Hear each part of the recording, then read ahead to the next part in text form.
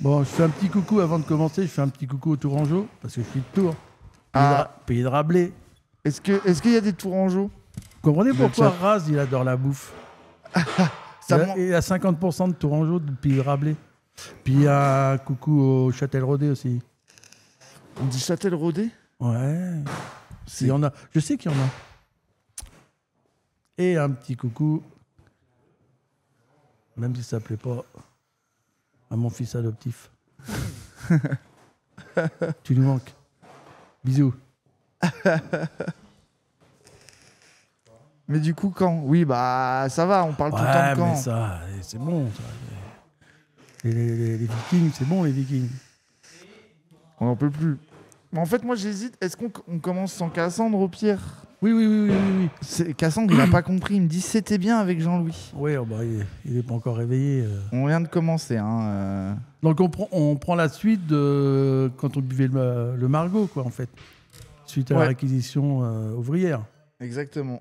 Donc qu'est-ce qui s'est passé après? Parce que...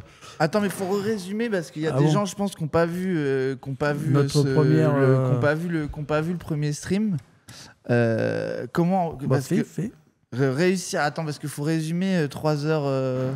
Pourquoi il y a une colonie de mouches dans l'autre studio? Je sais pas du tout. Elles sont là, c'est après nous les mouches. Hein. Qu'est-ce que je te dis? Bon, j'ai pas de réponse. Où est-ce que vous voyez les mouches? Non, pas dans celui-là, l'autre. Ah, bah, doit y avoir une poubelle qui est pas jetée. Oui. Bah, non. Moi, je pense que c'est des bails d'humidité ou quoi. Bon, bah, Ah bon? c'est trop bizarre. Mais du coup, comment résumer le premier stream qui durait quand même 4 heures? C'est compliqué. En gros, pour aller vite, on a parlé des jeunes années syndicalistes et on a parlé surtout de Moulinex, où il y a eu un dépôt de bilan frauduleux et scandaleux. Et on avait fini sur, après plein d'aventures et des années, avec le braquage de la cave des patrons, du vin, etc. Non, pas la cave des patrons. Oui, la cave. Ah oui, c'était à vous. Oui, je sais, c'était à vous. Tu commences. Le chat est mal placé, oui. Hop, tac. On avait parlé de mon arrivée de chez Moulinex, comment l'histoire du syndicalisme avec la CGT et le PAN. J'ai quand même milité plus de 18 ans avec lui. Donc je sais très bien. Ah oui, c'est vrai qu'on avait mal parlé de Thierry Lepan. Non, on avait été très pragmatique, on avait dit la vérité. Ah, je suis mort. Ah oui, putain. Ah oui, ouais. Je me rappelle plus si j'avais à l'époque, parce que c'est Valls qui l'a reclassé. Oui, apparemment, oui, c'est lui qui l'a mis au truc. Au ministère des Sports. Ouais, et qui l'avait mis à l'analphabétisme. Cool. Voilà, c'est ça, ouais. Cool. Ça. Bah, tant mieux pour lui. Hein. Ah. Bon, ensuite. Et du coup, on s'était arrêté là. Et on avait dit qu'il y aurait sûrement un épisode 2 sur les débouchés judiciaires vite fait de l'affaire Moulinex du dépôt de bilan, de comment vous êtes organisé pour attaquer. Et surtout, la dernière fois avec le chat, je ne sais pas s'il y en avait qui étaient là, on avait parlé des mouvements de chômeurs, etc. et de pourquoi c'était un peu compliqué de mobiliser sur ça. Et toi, c'est ce que tu as fait après, c'est ce que tu as fait après Moulinex. Il y a eu plusieurs choses en fait.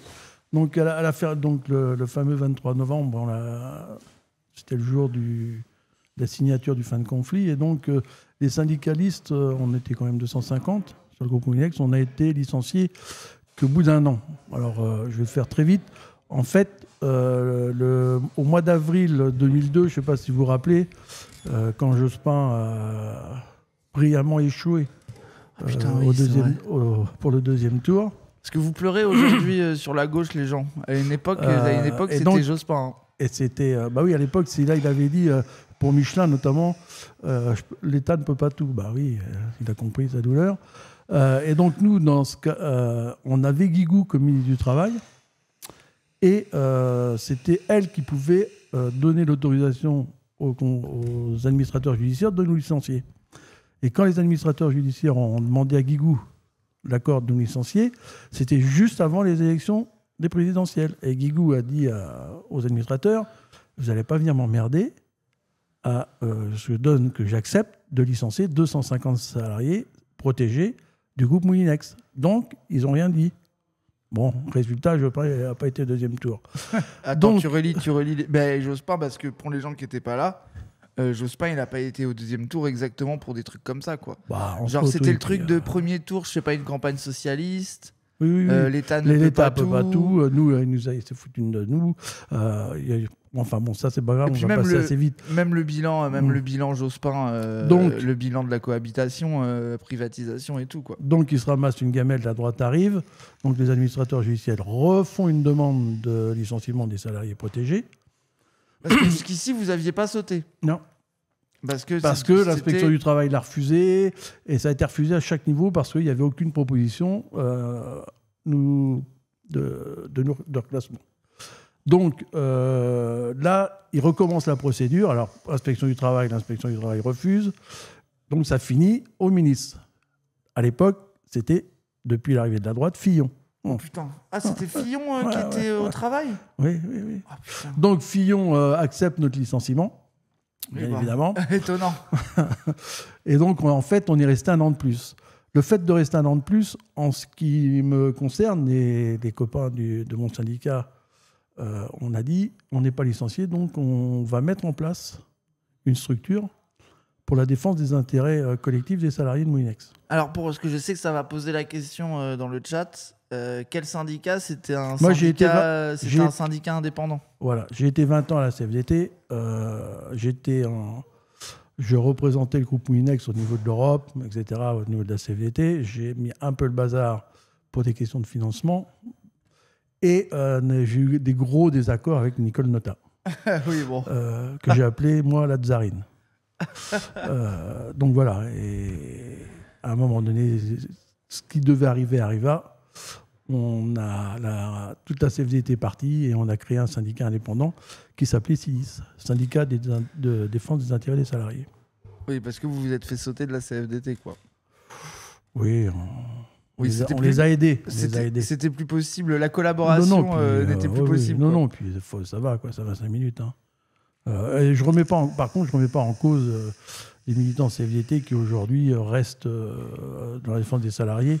Ce que je remets en cause, c'est là-haut qui...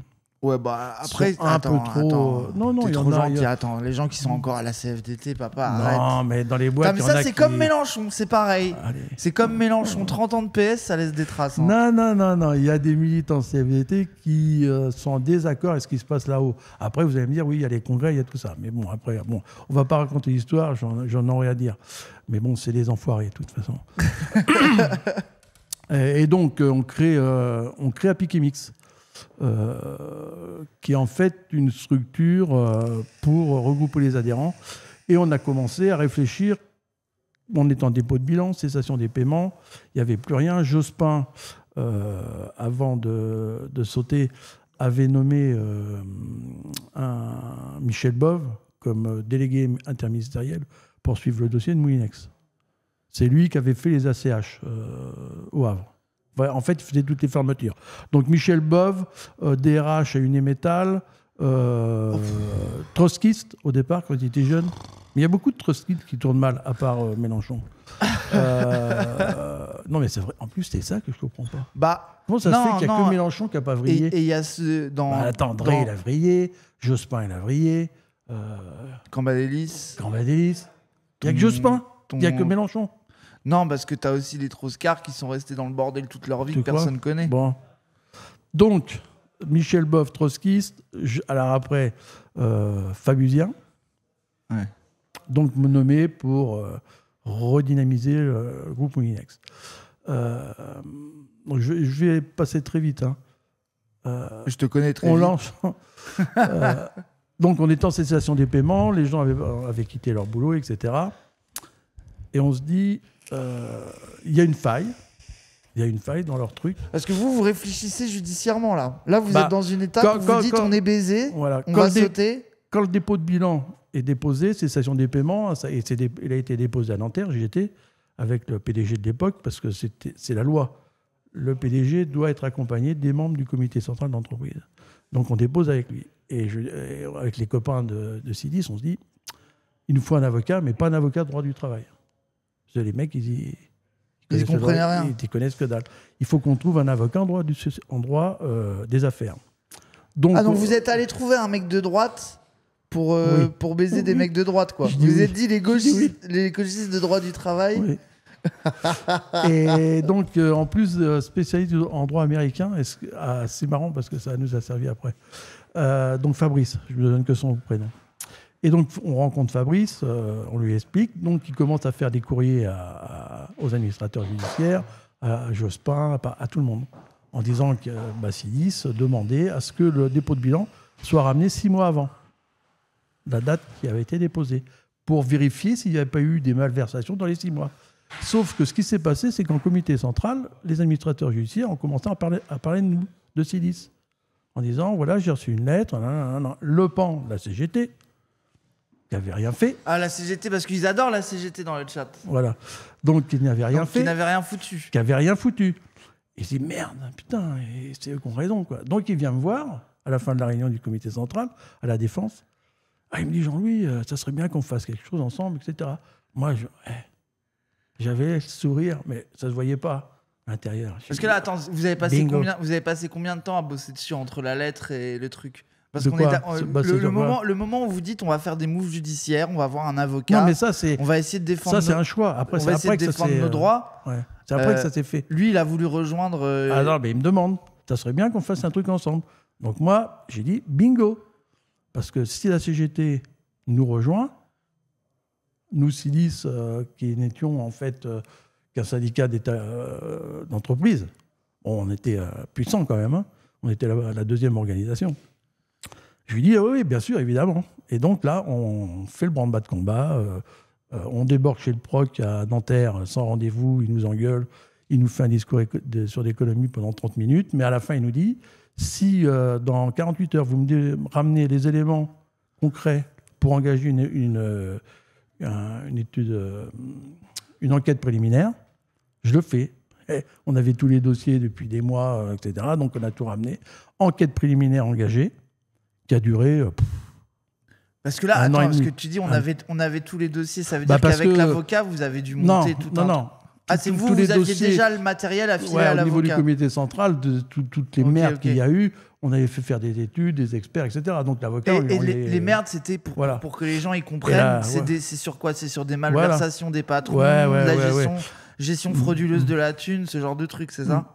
Oui, parce qu'il y a le fait de faire le dépôt de bilan d'une boîte, de délocaliser la mondialisation, mon cul, et il y a des actions illégales des patrons. C'est parce que c'est deux choses différentes. Parce qu'il y a des entreprises qui peuvent fermer où les patrons utilisent le cadre de la légalité pour baiser les salariés, mais au final, tu peux... t'es un peu limité dans tes actions, alors qu'à Moulinex, a priori, les mecs ont vraiment fait du sale, quoi. Oui, fait du sale. Bléo, il a été 48 ans en garde à vue, quand même. C'était mon plus grand plaisir. Et donc, Bléo était... Et Bléo, les gens, c'est le PS, hein, pour que vous sachiez. Oui, il a été président du PSG après. À l'époque, ils étaient nuls. Il a mangé dans toutes les gamelles, en fait. Il a fait la SNCF aussi. C'était un énarque de la promotion Mendes France, pour situer le personnage. Très copain avec Martine Aubry. Et en fait, il avait déjà eu des gamelles au cul sur la sidérurgie. Moi, je ne me rappelle plus lequel c'est pas grave.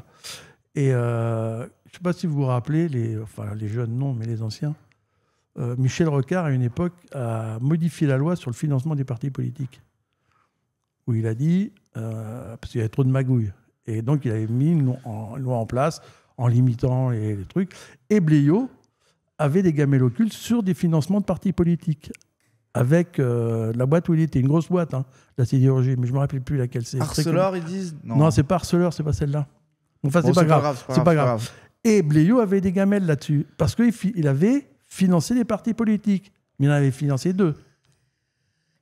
À l'époque, le Parti socialiste et le Parti républicain. Et là, j'avais dit, bingo, quoi qu'il se passe, de toute façon.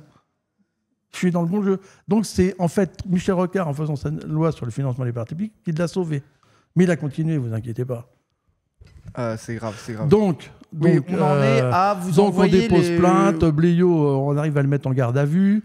Pour vous Tu donner sais pourquoi il y est on est en garde à vue? Tu te rappelles les chefs de... Parce que la garde Ah à oui, vue oui, a bah, pas je donné... les ai, tout. Hein. C'était quoi Détournement, il y avait tout. Non, mais il a eu un non-lieu, t'inquiète. Hein. Oui, bah oui, Ils ont fait évidemment. ce qu'il fallait. Il y a eu hein. des ordres qui ont été donnés. Enfoiré du PS, là. Ah putain. Je vous signale que j'y étais 20 ans au PS. Hein. Ouais, c'était pas ta meilleure idée. Hein. J'ai encore mal.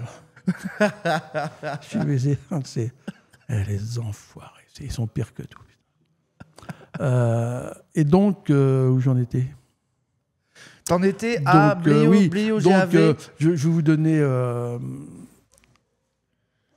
J'avais... J'ai réussi... Vous savez, les syndicalistes, à l'époque, on demandait à avoir les 10 plus hauts salaires, les montants. Le fait d'avoir... Parce que moi, j'ai déposé plainte. Et donc, j'ai eu les 10 plus hauts salaires. C'est quoi, Attends, c'est quoi que tu veux dire? De quoi au salaire? Dans les comités de groupe, si tu veux, il y a...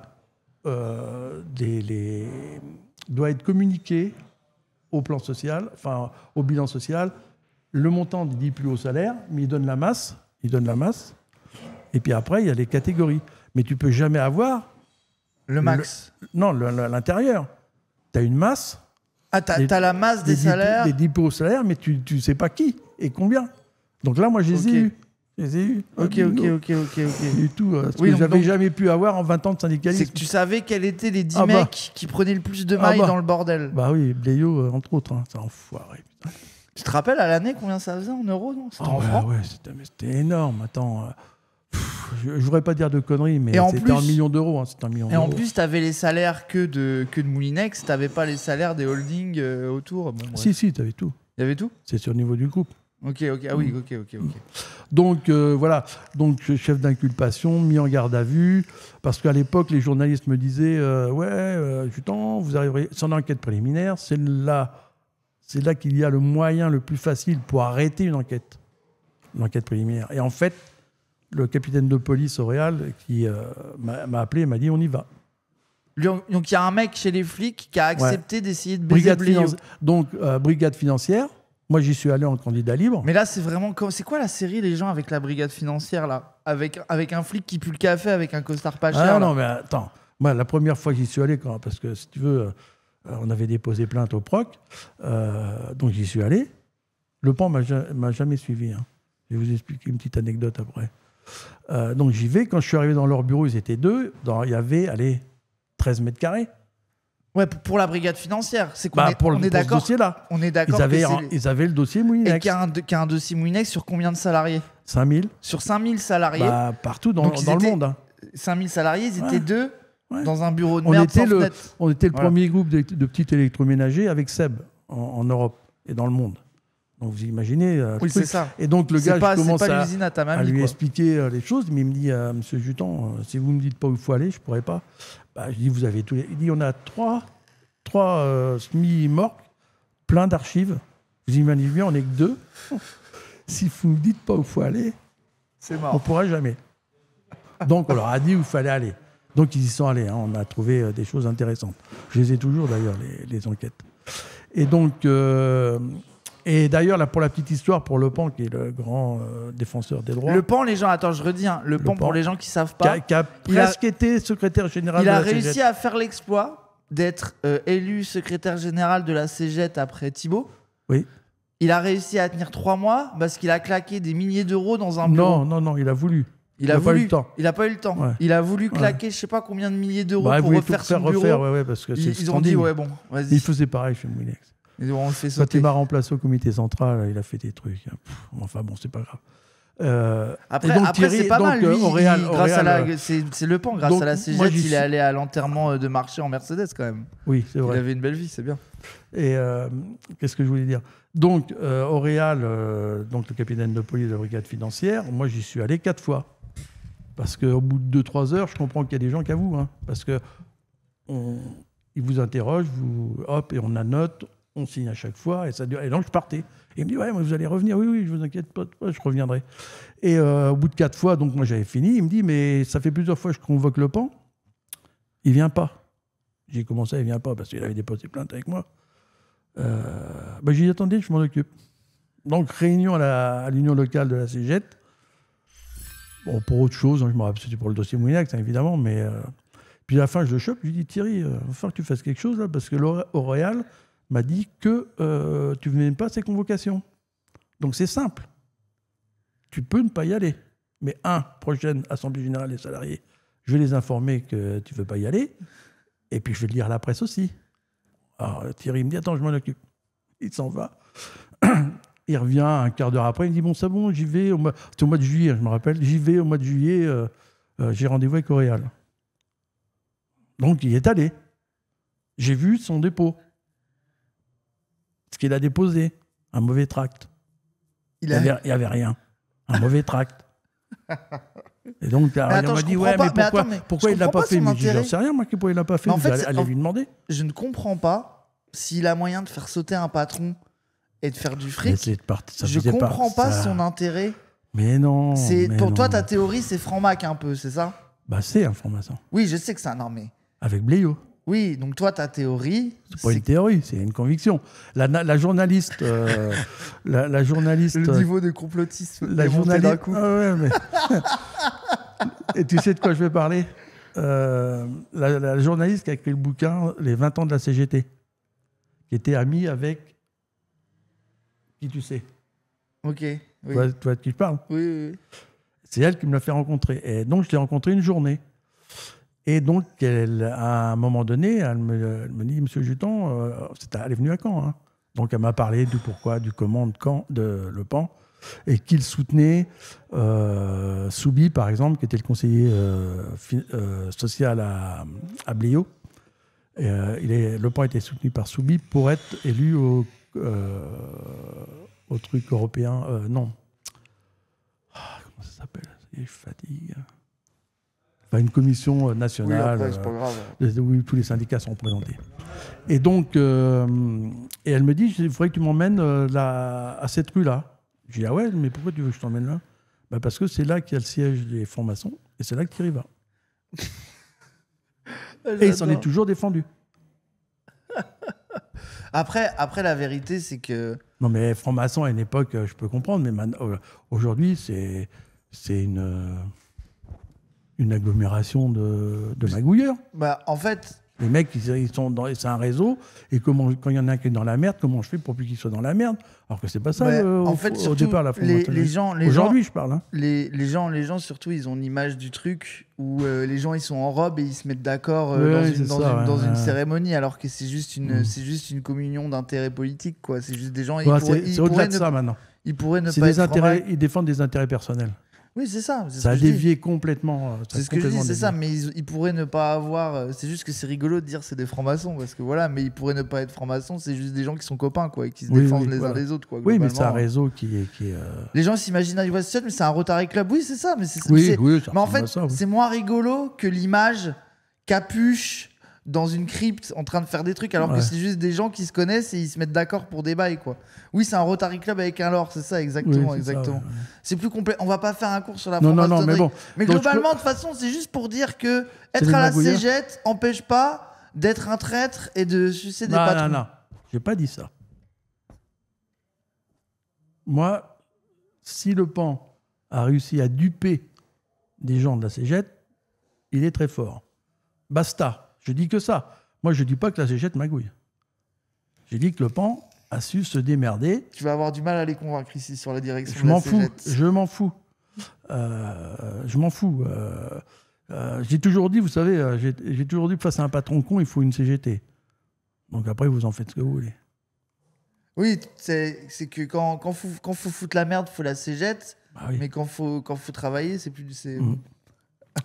Donc, bon, voilà. Donc, on continue. Donc, en quoi la direction a magouillé les gens les trucs. On pourrait que je fasse une émission complète avec. Pour qu'ils comprennent, c'est du fric qui disparaît. Des mouvements financiers qui sont bizarres. Oui, c'est des accords avec. Il n'y avait pas les accords avec les repreneurs un peu shady aussi? Mais non, parce que. Mais c'est des trucs hyper techniques de brigade financière. Ça veut dire on s'emmerde. Mais en gros, si t'es un mec avec un costard qui gratte de la brigade financière en mode d'argent et de sang, t'as du matériel, quoi. Mais genre, je pense que c'est des mouvements financiers obscurs que personne comprend, quoi. Bléo a eu les banques avec lui, on est le pool bancaire. Ouais, voilà, c'est ça. Mais vous pouvez pas imaginer la pieuvre que c'était quand on a mis les mains là-dedans. Mais moi, j'ai trouvé des trucs qui sont énormes. Mais bon, c'est trop long. Il faudrait passer 5 heures. Il faut que je vienne avec les dossiers, que je vous les montre, le pourquoi du comment. Donc voilà. Et donc ça se poursuit. Bléo est mis en garde à vue. Il a un non-lieu parce que le juge, le proc, s'est débrouillé pour qu'il ait un non-lieu. Basta. Non-lieu, hein, ça ne veut pas dire qu'on n'est pas coupable. Hein. Ça veut dire qu'on considère que les preuves ne sont pas suffisantes. Moi, je lisais les preuves. Le problème, c'est que je lisais les preuves. Et c'est ça, et c'est là qu'il y a magouille. Oui, et toi, c'est le truc qui te scandalise de fou, c'est que tu sais qu'il y avait de quoi le faire sauter, et il y a quelqu'un qui a dit stop à un moment. Oh! Non, je dis bonjour au vrai bonhomme d'abord. Attends, j'ai dit que je disais bonjour au vrai bonhomme d'abord. Il cherche la merde, là. Pardon, Juan. Je vais ramener le cochon, là. Très bien. T'as que du cochon? Ah, tu vas voir, on va découvrir. Ah, je sais, je peux pas savoir. Qui se cache? C'est Marie qui... Ah oui, c'était un cadeau pour toi. Ah oui. Ça va, ça se passe, c'est du monde un peu? Ouais, de fou, de fou. C'est cool, ça va. C'est en train de revenir tranquillement. Alors, on en était où, là? Tu veux un pain au Tu pourrais me chocolat? trouver une petite cuillère, s'il te plaît? Non, juste ça me va. Hein? Un petit pain au chocolat. Non, mais il va manger de la charcute avec nous, mon daron. Il va manger la charcute après, mon daron. Oui. Tu vas faire le halal, pas halal avec nous. On doit deviner ce qui est halal et ce qui est pas halal. Ça marche. On va faire ça. Bah, si halal, quand tu le manges, ça te brûle, non? C'est ça, tu disparais. Si t'es blanc et que tu manges ça, tu fonds. C'est qui la dame? Quelqu'un à qui il ne faut jamais parler de... Un avis sur la Corse? Ah, c'est Jeanne. Un avis sur la Corse? Les gens, c'est le lobby corse. Ouais, faites gaffe. Comment vous expliquer que, bon, niveau progressisme, on n'y est pas encore, mais on travaille sur ça, vous inquiétez pas. Tiens, hop, vous voyez, est-ce que vous l'avez entendu crier ou pas? Oui. Dans le micro. Vous avez entendu qu'elle s'est énervée tout de suite? Le lobby breton, c'est Bléo. Il y en a un qui dit le lobby breton, il est où? Moi non plus, j'ai pas compris les gens. Mais... Bléo est breton avec Bolloré, toute la clique. Allez, la breton, j'avais oublié ça. Et je peux vous dire qu'ils ont magouillé. Hein. Mais c'est un nouvel argument anti-breton, je suis trop heureux. Ah ouais, bah oui. Magnifique. Énarque et breton. Énarque et breton. Ah, t'es bingo là. Que des tards. Non mais attends, quand j'avais déposé une petite histoire, ça va vous faire marrer. Bléo était fan de foot, Charlie vous l'a dit, il était président du PSG. Bléo, c'est le dernier patron de Moulinex, pour que les gens ils comprennent bien. Pas le dernier, mais c'est lui qui nous a tués en fait. Je redis des trucs comme ça parce qu'il y a des gens qui arrivent au fur et à mesure du stream et qui comprennent de quoi on parle. Foot. Qui a été président du PSG. Et il a eu la Légion d'honneur offerte par le PS. Comment il s'appelait? Platini était là à sa remise de la Légion d'honneur. Je vous dis ça pour vous montrer le niveau. Et donc... quand j'ai déposé la plainte, j'ai signalé qu'il y avait des avions qui partaient de Rennes pour aller voir des matchs de foot à Bucarest, matchs de Coupe d'Europe. Et que ce n'était pas normal. Et qu'il y avait des gens, les administrateurs de West France qui étaient dans l'avion. Alors, je ne vous expliquerai pas comment j'ai su ça. Hein. Et donc, il y a eu enquête, et Bléo, quand j'ai vu sa déposition, il a dit « Oui, non, mais non, vous n'avez rien compris, messieurs de la brigade financière. C'est que j'avais besoin d'aller en URSS, parce que c'est vrai qu'on avait un gros marché russe, et je me suis arrêté en rentrant à Bucarest par hasard, il y avait un match de Coupe d'Europe. » Voilà. Vous voyez un peu... Bon, ça, c'est ce que je vous raconte, c'est du réel. Hein. C'est pas du complotiste, hein. Donc voilà, ce genre de truc. Et j'en ai bien d'autres, malheureusement. Et c'est là que je suis en désaccord total avec Lordon, quand il avait fait son émission avec Le Pan, en expliquant sur le monde diplomatique que Moulinex était mort du système chinois, etc. Je lui ai dit, mon cul, on n'est pas mort à cause des Chinois, on est mort à cause de patrons voyous qui ont tué la boîte. Donc Lordon, t'es nul à Yesh. Non, mais à l'époque, Lordon, c'est comme d'hab. À l'époque, Non, ça en marotte. plus, j'ai fait des trucs avec lui, moi. Hein, Non, mais avec Mermet. Hein. à l'époque, ça marotte, c'était la mondialisation et le marché chinois, et il faisait rentrer tout ce qui se passait en termes d'industrie en France dans ce logiciel de lecture de la mondialisation. C'était sa marotte à l'époque, du coup, il faisait que ça, quoi. Ouais, bien sûr. Du coup, on en était à la garde à vue. Donc, on va vite se terminer. Donc, voilà. Donc là, Jospin avait nommé Michel Bov, donc je vous ai parlé, l'ancien trotskiste. Que des gens de gauche. Non, moi, ce que je, ce que je remarque quand même, c'est que tous les fils de pute qui traînent autour de cette histoire, le PS. c'est que des PS. Ouais, c'est des enfoirés. Et c'est que des PS qui ont laissé 5000 salariés aller crever, qui n'ont pas poussé pour qu'un patron il se fasse juger, etc. Genre, c'est vraiment le pour vous donner un exemple de ce parti. Gilles Balbas, pour ceux qui connaissent un peu les gauches-pattes. C'est celui qui a fait les nouveaux chiens de garde, les gens. Voilà, et la mécanique du pire, c'est sur Moulinex. Il a réussi à interviewer Christian Pierret, qui était secrétaire d'État à l'industrie, donc sous les ordres de Fabius. 3 jours avant le premier tour des élections, en avril 2002. Il fait une interview de Christian Pierret sur nous. Et Christian Pierret, secrétaire d'État à l'industrie, membre du PS. Alors je vous résume, hein. Il explique, les salariés de Moulinex, ils n'ont rien compris. La loi du marché, c'est inéluctable, comme la loi de la pesanteur. Hop, fermez les guillemets. Et putain. La loi du marché, inéluctable, comme la loi de la pesanteur. Et moi, j'ai encore la vidéo de ça. Hein. Il dit ça 2 jours avant que Jospin soit au premier tour. Vous imaginez, nous les salariés, on est trop cons. C'est vrai que moi, j'avais toujours appris, parce que j'étais au PSU quand même, je suis venu au PS après, vu qu'ils ne branlaient rien, j'avais appris que, normalement, on pouvait réguler le marché. Grâce à des lois, grâce à des machins. Surtout Non, Pierre, non, on est cons. C'est inéluctable, c'est comme la... Voilà, bingo. Et le pire, moi, c'est mon plus gros regret, c'est que cet enfoiré de Hollande, il m'a baisé une 2e fois. Moi, quand il a dit mon ennemi... Enfin, oui, mon adversaire. Mon adversaire, c'est la finance. J'ai dit, ah ouais, c'est bien ce qu'il dit. J'ai voté pour lui, pauvre con. Mais c'est fini, hein, je peux vous dire. Jamais plus. C'est des traîtres. Mais ça, c'est je pense qu'ils le montrent. Mais ça, c'est la grande trahison. Ils sont pathétiques, là, quand je les vois. Quand je vois Faure et l'autre, même, ils sont pathétiques. À dire, bah non, je vais pas... Non, mais ils n'ont pas honte. Moi, j'ai honte. J'ai mal. En ayant cru au socialisme autogestionnaire longtemps. C'est pour ça que j'étais à la CFDT, hein, pour l'autogestion. Hein. Bon, allez, on fait vieux machin. Ça, c'est la promesse je fais vieux machin. Donc, on en était où?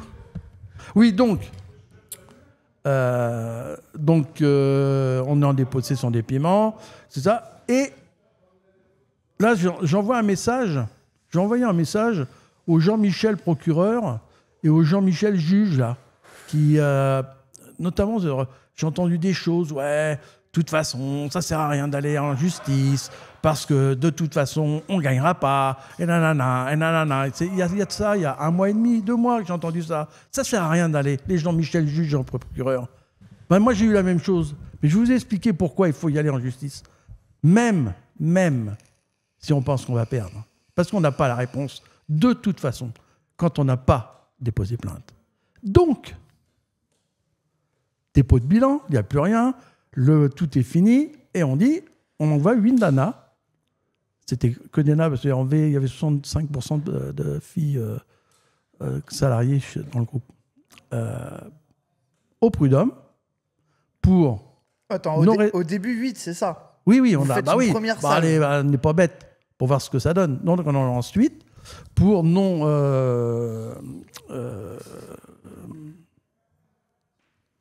ça y est, je fatigue. Pour non-respect du plan social, je vais y arriver, vous inquiétez. À l'époque, c'était le plan social, ce n'était pas le PSE comme maintenant. Et on a réussi à trouver une loi avec l'avocat qui disait que, alors ça va être un peu compliqué, mais c'est pas grave, on va passer vite, qui disait qu'en cas de licenciement économique d'un groupe. Alors vous imaginez, on avait déposé le bilan. Il devait y avoir une réunion alors je ne me rappelle plus quel c'était le comité, qui devait regarder quelles étaient les possibilités de reclassement sur le bassin d'emploi. Donc en gros... Et ça, c'est la loi. C'est quelque chose qui avait été signé au niveau de la métallurgie, entre les syndicats de la métallurgie et l'UMM. Comme quoi, il devait y avoir une réunion qui devait regarder quelles étaient les offres d'emploi possibles sur le bassin d'emploi avant de fermer la boîte. D'accord ? En plus, c'est une réunion qui presque engage à rien, quoi. Oui. C'est une réunion... Mais ils ne l'ont pas faite. Pour que vous compreniez... C'est un truc, c'est obligatoire. Ils l'auraient fait. Ils auraient fait cette réunion en disant, ouais, ben voilà, il y a ça. C'était bingo. Mais comme ils ne l'ont pas faite, on a attaqué là-dessus et on a gagné. Ça veut dire que vous avez réussi à les baiser sur une réunion de cons qu'ils n'ont pas faite avant de déposer le bilan. Et combien d'argent vous avez fait Et vous savez pourquoi ça ? Parce qu'ils n'ont pas fait comme moi. Les administrateurs judiciaires, ils ont gardé leur avocat. Un avocat en droit des affaires. Non, droit des affaires. Il aurait dû prendre un avocat en droit du travail. On les avait avertis. Hein. C'est ça, c'est qu'ils ont pris un mec de droite pour essayer de baiser mais les administrateurs, des gens de gauche. Ils auraient dû prendre un mec de gauche pour baiser des gens de gauche. Les administrateurs judiciaires, si tu veux, avaient leur avocat qui était en droit des affaires, alors qu'ils auraient dû prendre un avocat en droit du travail. Ils se sont fait baiser. Mais on a gagné. Alors vous imaginez, Michel Bove a même fait des courriers pour dire « j'ai fait plein de choses, on a amené de l'argent, on a débloqué 700 millions d'euros, etc. » Même cet enfoiré, il a fait une lettre pour essayer de nous faire perdre. Mais manque de peau, ça a été quand même 2 fois en cassation. On a gagné. Alors qu'est-ce qu'on a gagné ? Rien que moi, à Cormel, avec mon association, on a gagné 7 millions d'euros. Sur le groupe, 26 millions d'euros. 26 millions d'euros directement. En plus de ce qui avait été donné au dépôt de bilan. Au plan social, etc. 26 millions dans la poche des gens. Oui, alors, oui, pas chacun. Hein. Oui, mais je me méfie avec le chat. Moi, c'est vrai qu'ils sont cons. Non, mais t'as raison. Non, je n'ai pas dit ça. Jamais je dirais que le chat est con. Des fois... Ils sont limités. Voilà. Non, je rigole. Et donc, vous imaginez bien le branle-bas de combat. C'est une honte. Même Michel Bove. Quand on a su que... donc, les 8, ils ont gagné. Donc, après, on a tout lancé. Donc, à Cormel, on a fait... les gens, c'est 26 millions sur combien vous avez fait de dossiers en tout, 2500 personnes. C'est ça. Et les montants, c'était combien par personne au minimum, parce que comme on a gagné licenciement sans cause réelle ni sérieuse, parce que c'est ça que ça veut dire, le fait qu'ils n'aient pas fait la réunion, on a gagné licenciement sans cause réelle ni sérieuse, vous imaginez, dépôt, cessation des paiements et tout. Ils avaient les bras au ciel. Ça veut dire que c'est au minimum, alors je ne me rappelle plus, c'est 8 mois ou 12 mois de salaire brut. C'est-à-dire que c'était minimum pour les agents de production 8 000 euros, et ça a été jusqu'à 60 000 euros. C'est ça, par personne. Voilà. Et ça, c'est le fonds de garantie des salaires qui a payé. Ce qui a fait que les administrateurs judiciaires ont fait « waouh !» Parce qu'ils auraient pu être responsables de ça. Mais comme ça a été retenu licenciement sans cause réelle ni sérieuse, c'est à la date du licenciement. Et donc, le fonds de garantie des salaires prend tout ce qui est des salaires à la date du licenciement et 30 jours après. Donc, c'est le fonds de garantie des salaires qui a payé et pas les administrateurs. Ça, c'est dommage quand même. Ça aurait été bien que ce soit les administrateurs. Après, au moins, vous avez touché l'argent, quoi. Oui, oui. Donc, vous imaginez. Et Michel Bove, donc on a lancé tout. Ça a duré 6 ans quand même, le BINS. Hein. Le dernier dossier que j'ai fait sur le sujet, c'est un salarié protégé. On a fini il y a 2 ans. Ah oui, d'accord. Donc, c'est depuis 2002-2003, c'est ça ? Oui, c'est ça, oui. Et donc... on a tout lancé, et quand on a eu le résultat de la première cassation, comme quoi ils nous donnaient raison, en disant que les juges avaient bien respecté la loi, etc., parce qu'ils ne jugent pas sur le fond, mais ils jugent sur la forme, quand les juges ont pris le dossier à Caen, ils m'ont convoqué avec l'autre fille du syndicat, Maggie. Ils étaient 3 juges, et je lui ai dit, mais pourquoi vous êtes 3 ? Ils m'ont dit, parce qu'on ne veut pas être cassé. Et en fait, ils voulaient être sûrs de donner un jugement qui soit pas attaquable. Et ils ont eu raison, on a gagné. Et donc, je ne sais plus où je voulais en venir. Oui, donc le jour où on a eu la confirmation qu'on avait gagné en cassation, on a appelé Michel Bove. Et Michel Bove nous pousse une gueulante. Je me rappelle, c'était à Paris. On avait une réunion avec Vauquier à l'époque, je me rappelle aussi, avec le foiré celui-là. Et Michel Bove, il pète un câble, il dit ouais, c'est pas étonnant, vous vous rendez compte, l'extrême droite qui est arrivée, Jospin n'est pas passé, c'est à cause de vous. J'ai dit, mais ouais, tu te fous de ma gueule. Là, il m'énervait là. J'ai dit, tu te fous de ma gueule là. La justice, je reviens à ce que j'ai dit tout à l'heure, c'est fait pour être utilisé. Hein. Si on ne l'utilise pas, on ne peut pas avoir de réponse, donc on ne peut pas dire que tu ne vas pas gagner. Parce que tout le monde nous donnait perdant. Ce dossier, on est à plus de 26 millions d'euros, ça n'est jamais arrivé en France. Ça n'est jamais arrivé en France. Jamais, à cette hauteur d'indemnisation. Et pour la petite histoire, la CGT n'a jamais été, ne s'est jamais portée partie civile. Jamais. Vous entendez bien ? La CFDT l'a fait. C'est nous, quand on a lancé Silis. Ils se sont dit, il y a de la thune à faire quand même. Non, c'est pas ça, mais c'est par principe. Sur un dossier emblématique comme ça. Oui, tu vas normalement. Et quand alors, Ouest France, pas Ouest France, France 3 à Caen, quand Thierry Lepant était présumé être secrétaire général de la CGT, donc ça montait partout dans tous les sens, hein, ils me convoquent et ils disent on fait un semi-direct avec vous, vous posez 2 questions à Thierry Lepant demain qui sont en direct avec nous. J'ai dit non, je le connais, j'en pose qu'une. Ah bon ? J'ai dit oui, non, mais attends, autrement il va vous emmener en bateau. Je lui dis, vous lui demandez, alors j'avais plus développé, mais vous lui demandez pourquoi la CGT n'est pas partie civile sur le dossier des prud'hommes qu'on a gagné. Ce qu'ils ont fait.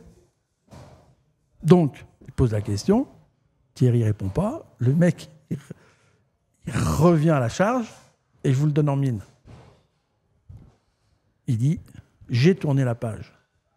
Je vous assure, il a répondu ça. Il dit un truc genre, moi, je veux pas vivre dans le passé. Voilà, et j'ai tourné la page. C'est-à-dire qu'il est en train de dire à toute la CGT et tous les adhérents de la CGT qu'un mec qui avait les moyens de faire condamner un employeur qui n'avait pas fait son boulot moi, c'est pas grave, j'ai tourné la page. J'ai dit putain. Après les CGTistes, ils avaient qu'à pas les lire délégués syndicaux à Moulinex aussi. Oui. Non mais, tu vois, non, mais c'est pour montrer. Et ça, et je vous assure, j'ai jamais compris. Alors, il y a un moment dit, ouais, il a touché de l'argent. Je dis, non, moi, je dis pas ça. Je dis, je ne comprends pas. Je ne comprends pas. C'est une honte. Mais parce que moi, je pense qu'il avait un destin national et il avait la flemme. Il a cru, mais... Non, mais je pense que c'est ça le truc.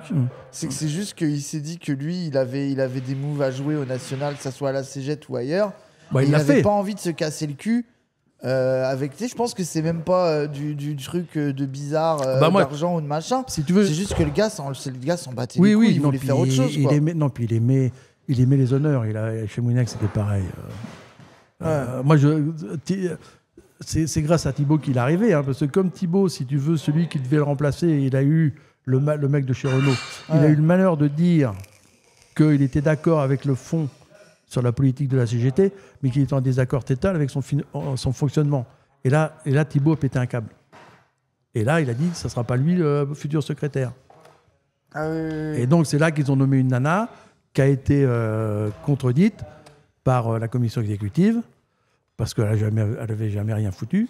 Et c'est là que le pan est arrivé. Bingo. Ah, bingo, ouais. Bingo. Mais du coup, là, vous avez les gens là. C'est là que dans l'asso, parce que du coup, pour faire ça, vous avez monté une asso pour défendre les intérêts des salariés. Qui existe toujours d'ailleurs. Qui existe toujours. Et c'est là que du coup, en fait, vous avez plein de salariés qui viennent vous voir. Ah oui. Pour que vous montiez leur dossier, pour pouvoir aller au prud'homme et pouvoir prendre aussi eux leurs billets, quoi. Oui. Et c'est comme ça que ça commence. Donc ça, déjà, une bonne partie de l'activité de l'asso, ça va être de monter des dossiers de cons pour que les gens ils puissent aller faire leur truc. Il y a des gars qui ont monté un logiciel pour faire le calcul du préjudice. On a fait tous ces trucs-là. On avait à peu près 20-30 personnes qui travaillaient là-dessus. Hein.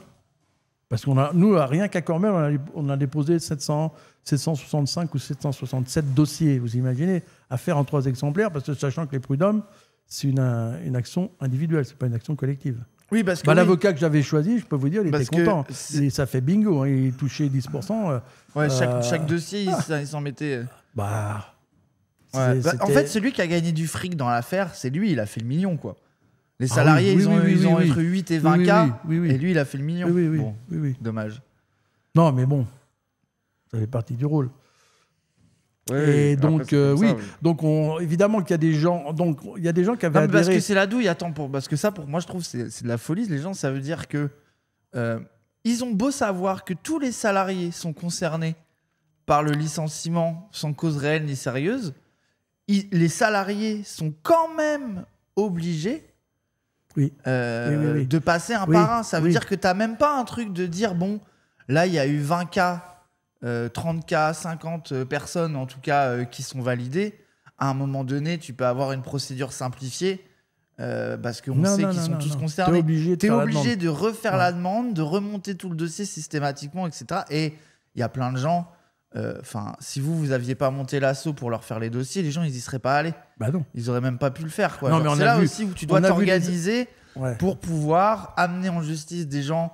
Des salariés qui ont passé 40 ans dans la même usine pour pas se faire baiser, quoi. Ouais. Genre d'où on a eu des adhérents de la première heure, donc on avait des réunions presque tous les jours, hein, pendant 1 an, et après deux fois par semaine. On avait averti le jour où on aurait confirmation qu'on avait raison, les tarifs pour monter le dossier prud'homme ne seraient plus le même. Donc en fait, quand on a gagné... C'est comme partout, hein. Les gros courageux sont arrivés, on dit merde. Donc là, on leur a dit, vous rattrapez le retard d'adhésion que vous n'avez pas eu. Oui, donc normal. C'était, ils prenaient, hein. C'était 150 € à l'époque, je me rappelle, ils ont rattrapé, plus l'avocat et tout ça. Et on a négocié une remise à l'avocat, une ristourne de 1% sur ce qu'il a gagné. Pour nous, pour aider les gens. Parce qu'à l'époque, après, c'est là qu'on peut en venir au Mouvement national des chômeurs, c'est qu'au bout d'un moment, parce que là, au début, c'est une asso qui est vraiment montée pour défendre l'intérêt des Moulinex. Voilà, l'intérêt individuel et collectif des Moulinex. Et au bout d'un moment, vous vous dites... merci Turlette. Faut que ça serve à d'autres. Faut qu'on élargisse le truc. On va sortir de Moulinex uniquement. Ce qu'on a fait, faut que ça serve à d'autres. C'est ça. Donc vous sortez de la défense unique des intérêts des Moulinex et vous passez sur la question des chômeurs et des précaires. Et on va à une réunion à Noyelles-Godault. C'était qui Ah merde. Ceux qui fabriquaient les plombs de chasse, là. Où il y avait une réunion du MNCP. Et donc là, le Mouvement national des chômeurs et précaires, on arrive, à l'époque, on avait 700 adhérents. Hein. On est porté en triomphe. Hein. Ah oui, parce que une asso avec des gens aussi grosses, avec des chômeurs et des précaires, ça n'existe pas vraiment. Bah si, il y en avait. C'est un peu une anomalie. C'était à telle ampleur, non. Parce que, alors qu'on pourrait croire que 700, c'est pas grand-chose, tu vois. Mais vu le nombre de chômeurs qu'il y a, oui, mais la grosse difficulté, l'expérience que j'en ai, moi, parce que j'ai milité quand même 5 ans au MNCP, ça s'est mal terminé, mais la grosse difficulté, c'est de faire venir les chômeurs et qu'ils prennent en charge leur vie et qu'ils soient aidés. Et pas simplement quand ils sont dans la merde, parce qu'à l'époque, c'était la NPE leur a supprimé leurs indemnités ou pas, quoi. C'est ça la grosse difficulté. Un chômeur, quand quelqu'un perd son boulot, il y a des gens qui s'enferment. Alors que c'est une erreur. Ils devraient chercher un collectif. Et ce collectif, c'est nous, par exemple, les chômeurs, quand ils venaient, nous, on leur posait pas de questions. On leur offrait un café et ils faisaient ce qu'ils avaient envie, quoi. C'est après, s'ils avaient envie d'aller plus loin. Oui, parce que, en fait, les gens, ils pensent que la seule action possible quand tu es au chômage, c'est d'aller à France Travail et de chercher un taf. Alors qu'en réalité, tu pourrais avoir une organisation collective de défense collective des intérêts des chômeurs. Mais alors là, le problème, les gens, pour aller les choper. Bah si, on l'a fait. Hein. On allait à l'époque, c'était Pôle emploi. On allait à la porte des Pôle emploi, on distribuait des tracts avec nos références. On avait un site internet. Vous pouvez nous contacter, quoi. Mais alors, les contacts, à chaque fois, après, il fallait le faire, mais c'était à chaque fois des gens qui étaient dans la merde. Hein. Bah ouais, c'est ça. C'est que du coup, oui, aussi, tu récupères les gens qui sont le plus en crise sur le sujet. Et en fait, du coup, j'ai l'impression que le problème, c'est que là où tu pourrais faire une asso de conquête, un peu, de dire peut-être de revoir la question des droits des chômeurs, d'organiser les chômeurs collectivement, tu te retrouves obligé à faire une asso d'accompagnement des chômeurs les plus précarisés, les plus en difficulté, quoi. Et en fait, t'as pas l'espace politique pour créer des choses, et t'es en mode, bon, bah, en fait, les gens, ils sont trop dans la merde, ils ont besoin d'aide, et tu te retrouves à faire du palliatif, quoi. Et surtout que les syndicats n'aiment pas les chômeurs. Ah, là, pourtant, il y a la CGT chômage. Alors, la CGT chômeurs Marseille, qui avait foutu un gros bordel, je peux vous dire que la CGT les aimait pas. Hein. Ah ouais. Pourquoi ? Parce que ils sont incontrôlables. Tu peux pas leur demander, attends, taisez-vous, on va négocier. Non, non, les mecs, ils sont dans la merde. La CGT chômeurs, ils ont fait... Moi, je sais qu'ils ont fait un boulot énorme. Hein. La CFDT, bah, alors, ils sont totalement absents. Moi, quand j'ai été au MNCP, j'ai été vice-président, je me suis occupé du développement durable, etc. J'ai rencontré la CGT quand ils avaient la présidence de l'UNEDIC à l'époque. Et pourtant, je les connaissais. Je me suis engueulé, hein. Parce qu'ils ont commencé à un moment nous expliquer que... Parce qu'à l'époque, c'était encore le... La CGT ou la CFDT ? CFDT. Non, t'as dit CGT. Ah merde, désolé. Donc t'as rencontré la CFDT quand ils étaient à la présidence du truc des Parce chômeurs. qu'on réclamait, le MNCP réclamait de pouvoir siéger. C'est ce qu'on avait fait, on avait créé CGT chômeurs rebelles et le bureau nous a annulé notre syndicat. Bah oui. Et donc, parce qu'on voulait que le chômeur puisse siéger à l'UNEDIC. C'est-à-dire à l'endroit où on discute d'eux, de leurs droits, machin, ils n'y étaient pas. Donc là, on a demandé à la CFDT de nous donner un coup de main pour qu'on y soit présent. Par exemple, aux allocations familiales, les usagers sont représentés aux allocations familiales. À l'UNEDIC à l'époque, non. Et donc, quand on a rencontré la CFDT, alors je me rappelle, c'était la nana, comment elle s'appelait, la présidente ? Elle commence à nous expliquer, alors c'était le SMIC, etc., des devoirs qu'il y avait. Je lui ai dit, attends, mais j'ai regardé, je lui ai dit, de quoi ? Parce qu'à l'époque, ça devait être 430 €. Je lui ai dit, quel devoir à 430 €? Quel devoir tu vas demander à quelqu'un qui touche le minimum social? Donc attends, il y avait déjà la rhétorique. Donc attends, on parle en quelle année là pour situer à peu près? 2000, alors attends. 2005. Il y a 15 ans, 17 ans. Ouais. Et donc c'est une meuf de la CFDT. Oui, parce que la présidence de l'UNEDIC à l'époque, c'était bipartite, c'est-à-dire qu'un coup c'était les patrons, un coup c'était les syndicats. Et là, c'était la CFDT. Et là, c'est la CFDT qui tient le discours de les chômeurs. Le problème, c'est qu'ils ont des devoirs. Ils ont surtout des devoirs. Alors moi, je peux le comprendre. Mais à l'époque, c'était de 430 €. Je lui dis, mais tu peux m'expliquer quel devoir ils ont à 430 €? Tu te fous pas de ma gueule? Ah bah, elle était pas contente, hein, je vais te dire. Il y avait son sbire à côté, là, et il commençait à fumer. Hein. Mais moi, je m'en foutais. Hein. Je leur dois rien. Hein, je veux dire. Mais ouais, c'est pour montrer l'état d'esprit. Non, mais ils sont en dehors de toute... Ils ne se rendent pas compte. Moi-même, hein, la première fois que je suis allé au MNCP, quand je suis arrivé à Noyelles-Godault, dans la salle, j'ai vu des gens... Il y avait des gens qui étaient à la rue, qui étaient donc là, qui venaient là participer au congrès, des gens qui étaient dans la merde. J'ai dit, putain, c'est vrai, moi j'ai été solidaire avec les chômeurs. J'avais jamais été au chômage avant. Facile d'être solidaire, hein. Mais quand je les ai vus, j'ai dit, putain, je dis, quelle merde ils sont, putain. Je dis, mais je comprends qu'à un moment donné, comment on peut accuser ces gens-là de ne pas vouloir bosser alors qu'il y en a plein qui s'en mettent plein les poches, qui foutent rien, qui bouffent sur la misère des autres. Ça met... Alors, comme je dirais, je suis au crépuscule de ma vie, mais ça m'est insupportable. Encore plus qu'avant. Surtout qu'aujourd'hui, que l'extrême droite est en train d'arriver, grâce à tous ces peines-culs qui n'ont pas été capables de garder un minimum de conscience humaine, le parti... Enfin, passons. Passons, ça m'énerve. Eh oui. Mais du coup, J'ai honte. Le travail sur le terrain de la question des chômeurs, etc., ça consiste en quoi? Du coup, tu te retrouves... Parce que du coup, il y avait une quarantaine d'associations. Oui, mais on a une quarantaine d'associations, donc entreprises d'insertion. Moi, je m'occupais de ça, donc je suis allé un peu partout. Je suis même allé à l'étranger, j'étais invité, en Grèce notamment, pour expliquer comment faire, monter à partir de cas individuels, comment on fait à partir de cas individuels qui sont posés, par rapport à des droits, par rapport à des formations, etc., on peut en faire une résolution collective qui peut servir à tout le monde. C'est ça l'objectif.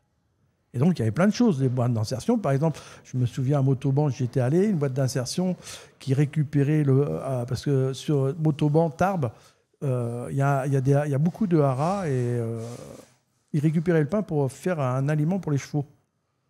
Et donc, il y avait des prisonniers qui pouvaient, au lieu de se retrouver à la rue, ils les prenaient en insertion, etc. Et la difficulté, c'est que le projet économiquement n'était pas fiable. Donc, il fallait obligatoirement avoir des subventions, soit du département, soit de la région. Donc là, etc. en gros, tu avais un truc qui reclassait des gens qui étaient dans la. Tu avais des gens qui étaient dans la merde. Donc, j'allais leur donner un coup de main. Et le problème, c'est qu'ils n'arrivaient pas à faire de thunes. À chaque fois, quand je faisais le bilan. Ils vivaient que en subvention. Voilà. Et la difficulté, c'est que, aujourd'hui, on va encore plus, c'est que quand tu supprimes les subventions, ils sont morts.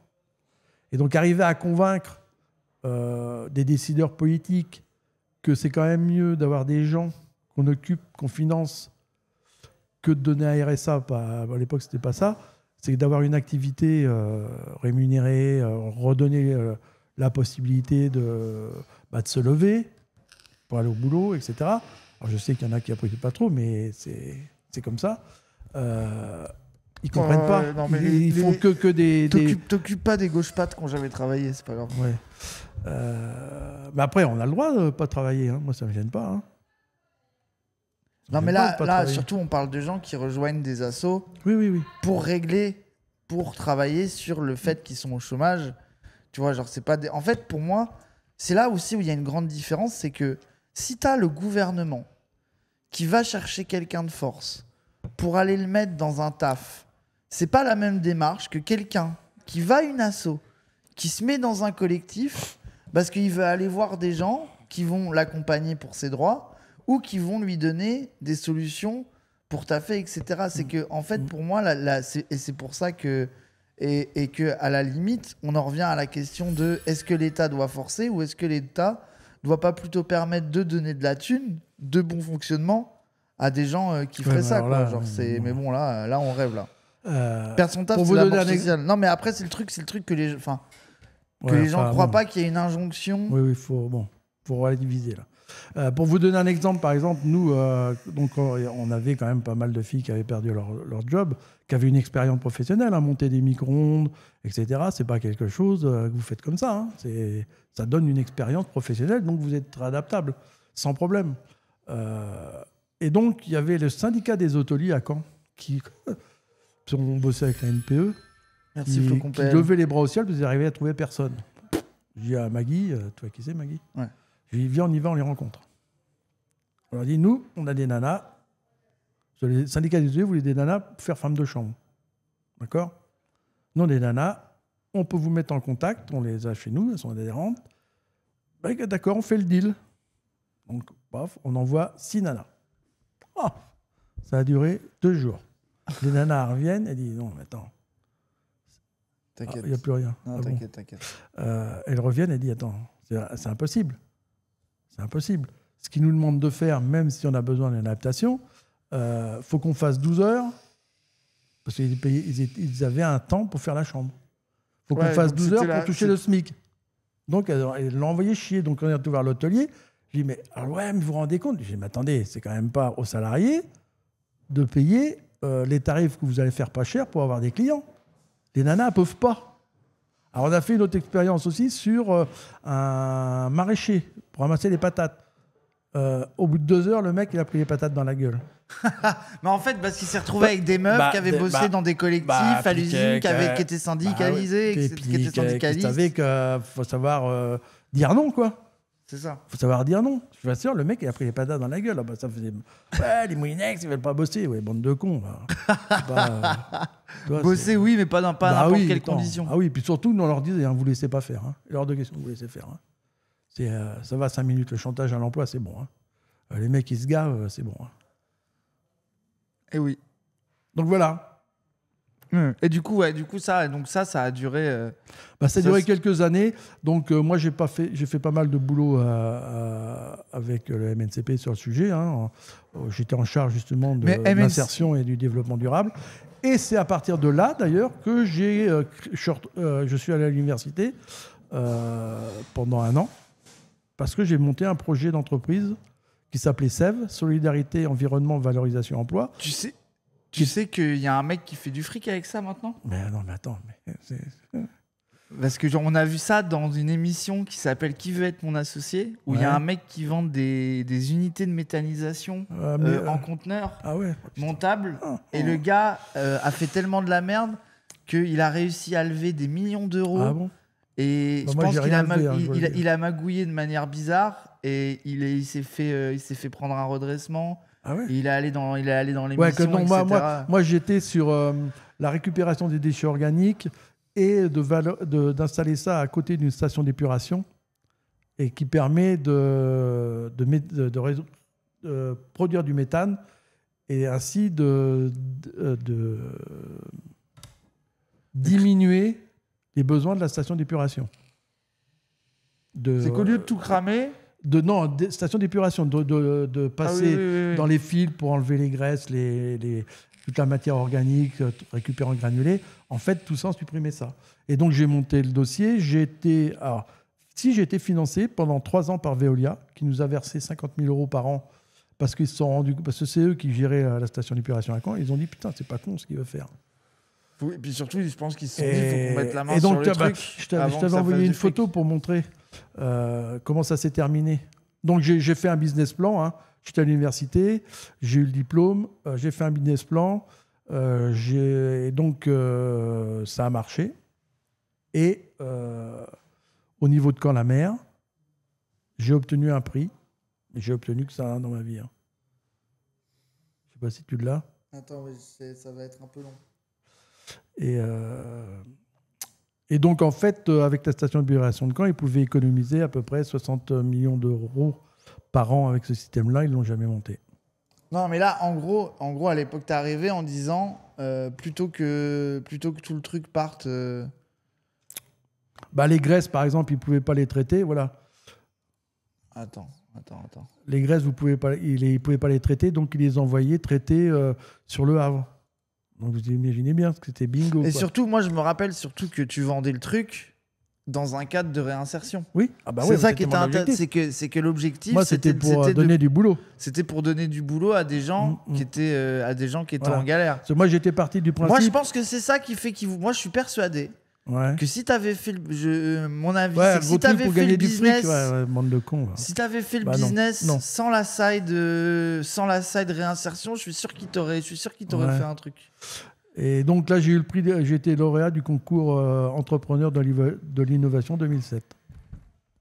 Magnifique. Et ça n'a rien donné.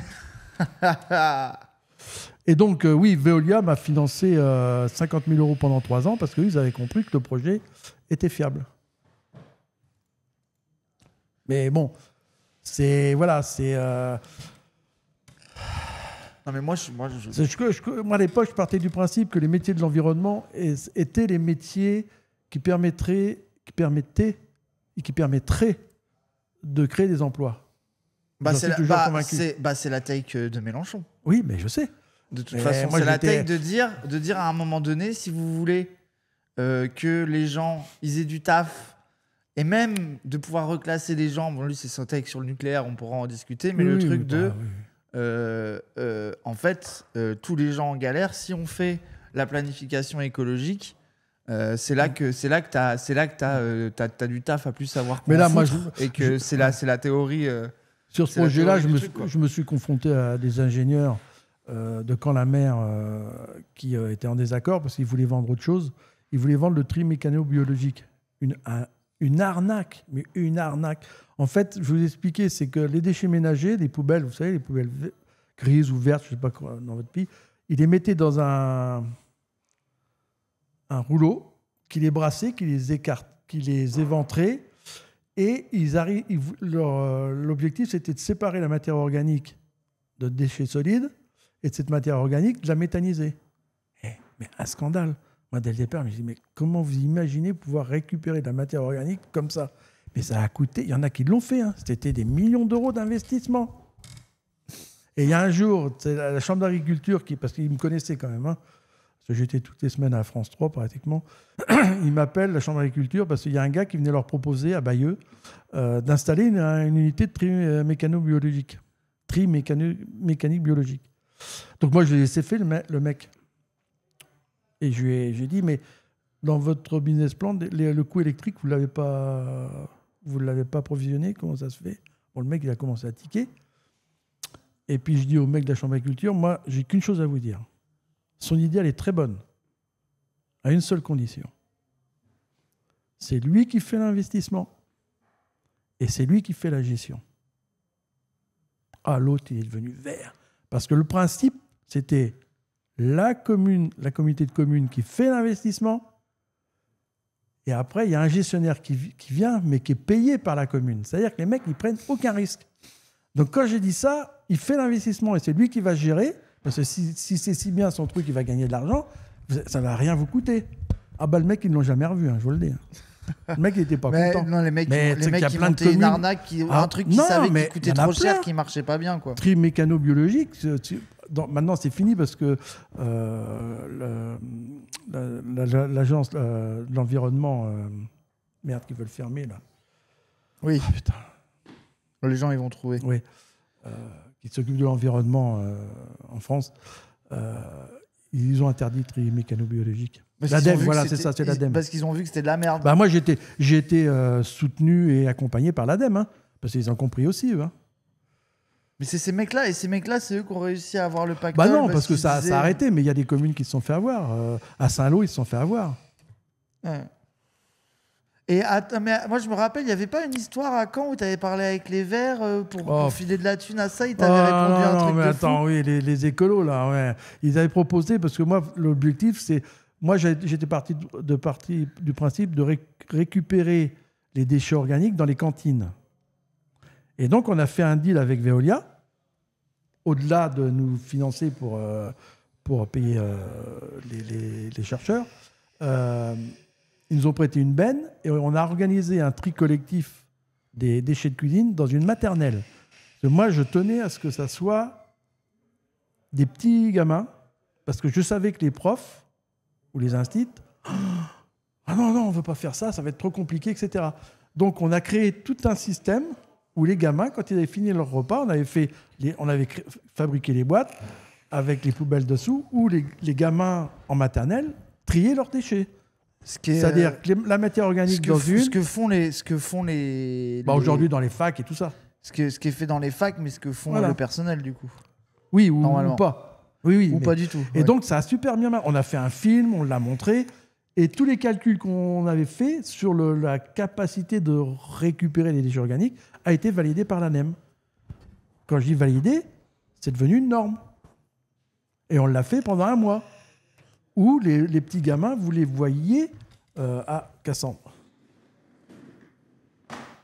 Quel tata? Ça va, ça va. Et t'es le seul qui le reposait, en fait, toi. Hein? J'ai dormi un peu, ouais. Et c'est le seul qui est reposé, Cassandre? Oui.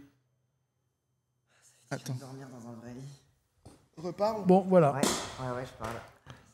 Attends, mais c'est pas lui qui t'avait dit nous on a une idée. Donc alors attends, oui, on a une idée. Là. Donc c'est ça que je voulais expliquer. Donc moi mon objectif, je dis les déchets organiques, il faut un moyen de les récupérer de manière où ça coûte le moins cher.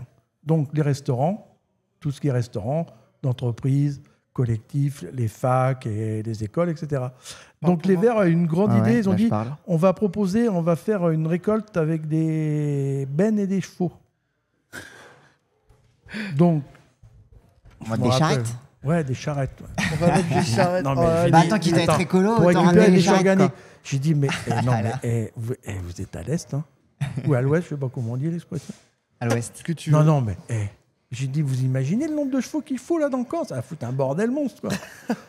Donc ça s'est jamais fait, je vous le dis. Vraiment, on leur a dit, c'est bien votre idée, on pourrait le faire avec des chevaux. Et je troll pas, oui, évidemment, avec des chevaux.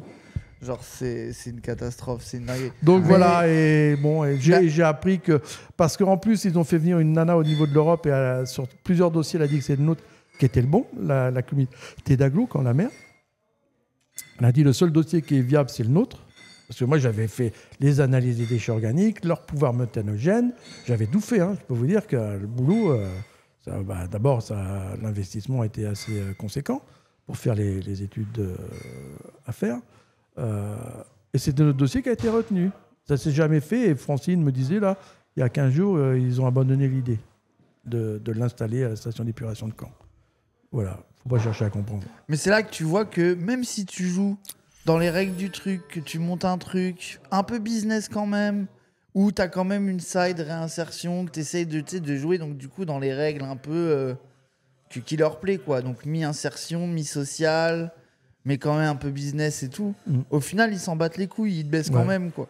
Genre, il y a un truc où... Et puis de toute façon, moi j'ai l'impression aussi que si c'est pas quelqu'un du Sérail qui monte le truc, il s'en branle un peu, quoi. Genre, Non, ça a beau avoir... Non, mais ça a beau avoir passé toutes les étapes, la vérité, c'est qu'il aurait fallu que tu aies des contacts pour lever des fonds indécents dans le privé. Non, mais c'était pas 50 000 € par an de Veolia. Non, mais papa, ça c'est leur des coûtait histoires rien. de...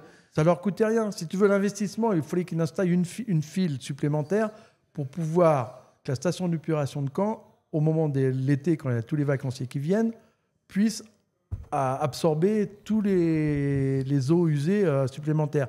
Donc une file, c'était 1 million d'euros. Mon investissement, c'était 1 million d'euros. Sauf que moi, ce que je leur proposais, ça remplaçait 2 fils. Je ne sais pas si vous imaginez. Et ça, ils l'ont validé. Veolia l'a validé. Mais ils n'ont pas voulu. Non, mais la difficulté, vous allez vous marrer. Et je raconte, c'est pas une bêtise, je raconte. Les techniciens, les ingénieurs là, de l'agglo, qu'est-ce qu'ils disaient ? Ils disent, de toute façon, nous, on reste. Les politiques, ils passent. Qu'est-ce que tu veux faire ? Ils n'en ont rien à battre. Et comme les politiques, il y en a qui bossent et il y en a qui branlent rien.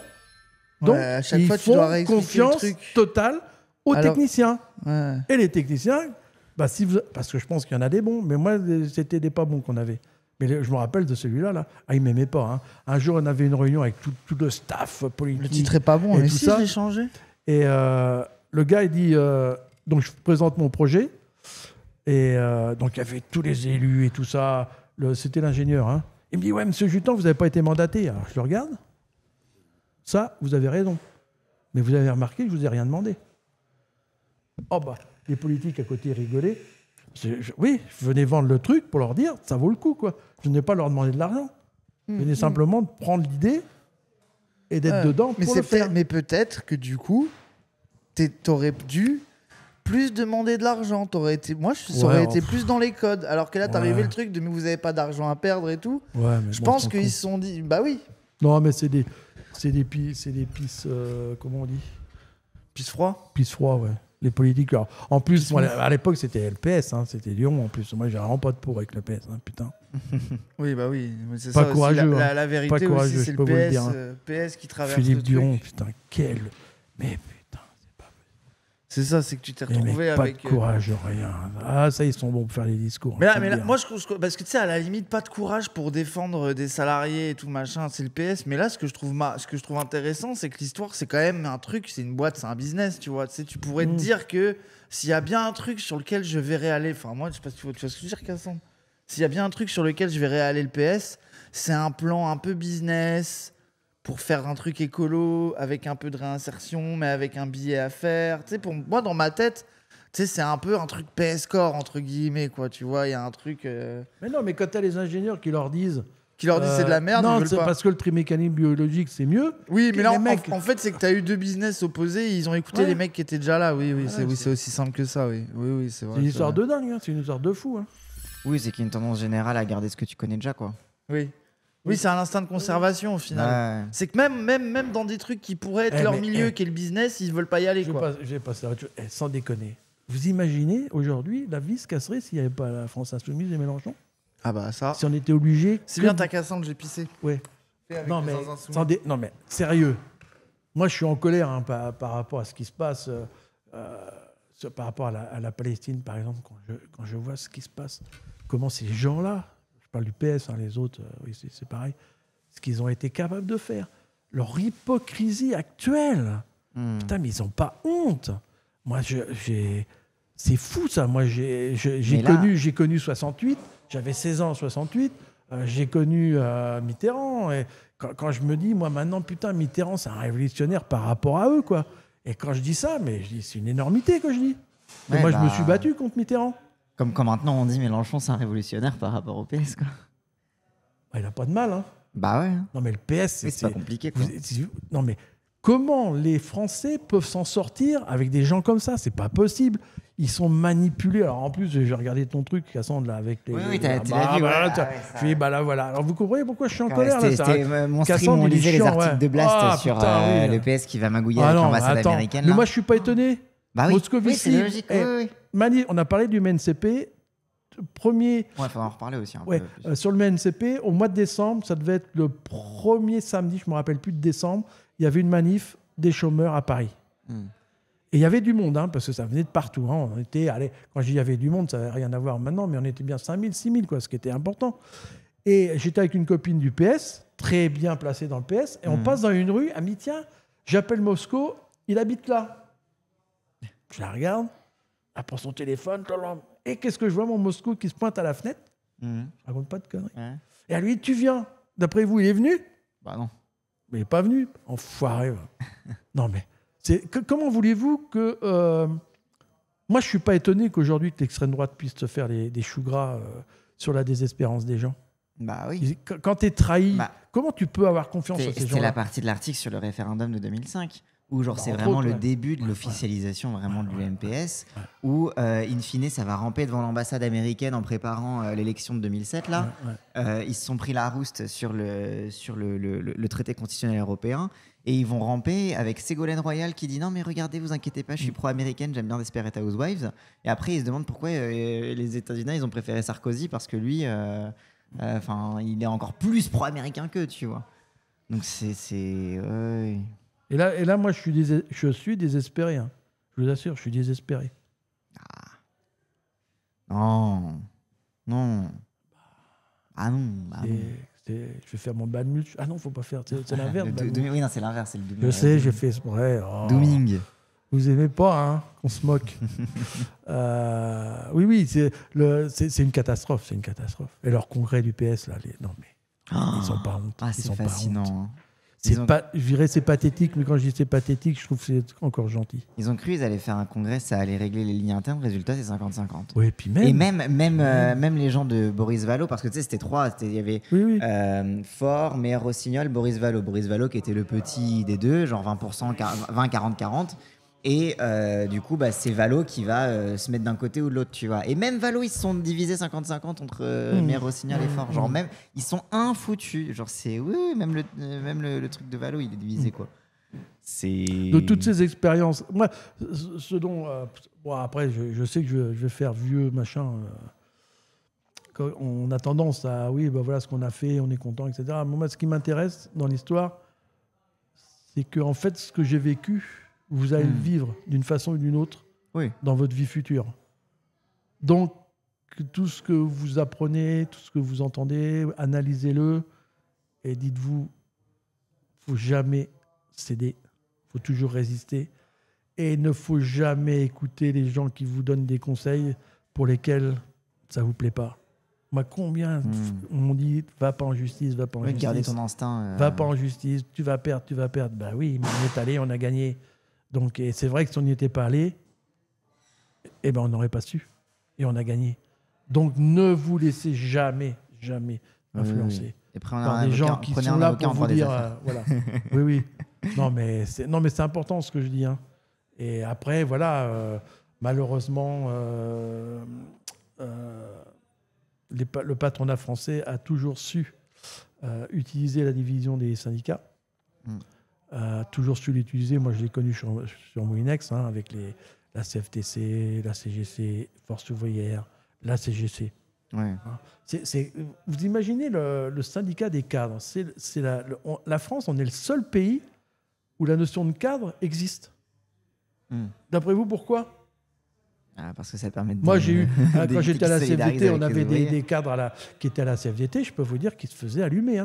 Parce que c'était protégé pour les petits suceurs des patrons. Pourquoi il y a besoin d'avoir de représentants ? Vous allez en Allemagne, la notion de cadre existe. Il y a des fonctions, mais il n'y a pas de syndicat de cadre. Pourquoi ? Parce que la division permet et ils manipulaient. Et moi, je le voyais bien chez Moulinex, quand ils manipulaient le PAN, quand ils manipulaient la CFDT, etc. Moi, je me souviens, on a signé un accord et tu avais le DRH groupe, monsieur Max Mata, c'était un bon celui-là. Il y avait le mec de la CFDT, parce qu'on n'était plus à la CFDT, et il dit « Ouais, monsieur Renaud, c'est vous qui donnez de la valeur à la signature de l'accord. La nana de chez moi qui était à côté, qui attendait ça, a dit qu'est-ce que je fais? Je me lève, je l'envoie chez le bordel. Elle a dit non, je vais le signer parce que c'était intéressant. Mais vous imaginez l'état d'esprit, les mecs qui tirent les ficelles. Et ce qui est grave, c'est qu'il y en a qui acceptent. Je vais vous donner un exemple de compromis et pas de compromission. À une époque, le gros sujet, c'était le management participatif. Alors les jeunes, vous ne connaissez pas ça, mais ça, c'était dans les années 90, 85, ça s'est 90. recyclé un petit peu. Ouais, mais c'était à la mode, management participatif. Putain, avec les copains de la CFDT, on dit, ils nous font chier, on va faire un truc, nous on est d'accord avec ça, mais T'inquiète. on veut que ça soit notre sauce. Donc on contacte une boîte vidéo, on leur dit voilà ce qu'on veut. Et donc en fait ça s'est terminé par un film vidéo qu'on a fait et qui s'appelait Le pouvoir de participer.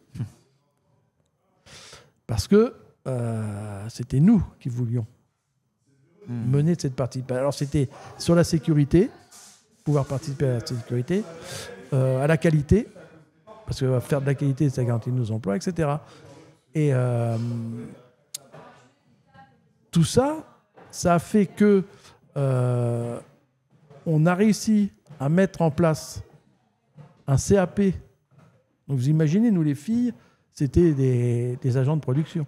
On a réussi à mettre en place un CAP par unité capitalisable, reconnu par l'Éducation nationale, de fabrication d'agents de produits, enfin de la fabrication de produits industriels. C'est-à-dire donc les filles qui avaient rentré chez Moulinex par unité capitalisable, ça veut dire que tu n'es pas, par exemple, tu passes pas le diplôme en entier, tu passes des parties. Ouais. C'est-à-dire que tu le fais à ton rythme. Parce que nous, les filles, avaient commencé à bosser à 17 ans, 18 ans, à sortir certificat d'études, tout ça. Et donc, on dit, vous allez passer un CAP. Les filles, attends, regardez, électricité, maths et tout ça. Toi, elle dit, attends, il se fout de ma gueule, lui. Ouais. Donc, elle dit, attendez, vous affolez pas. Donc, elle a fait négocier avec le Gréga pour qu'elle refasse une remise à niveau. Et on leur a dit, vous pourrez passer le CAP en fonction du rythme qui vous est possible.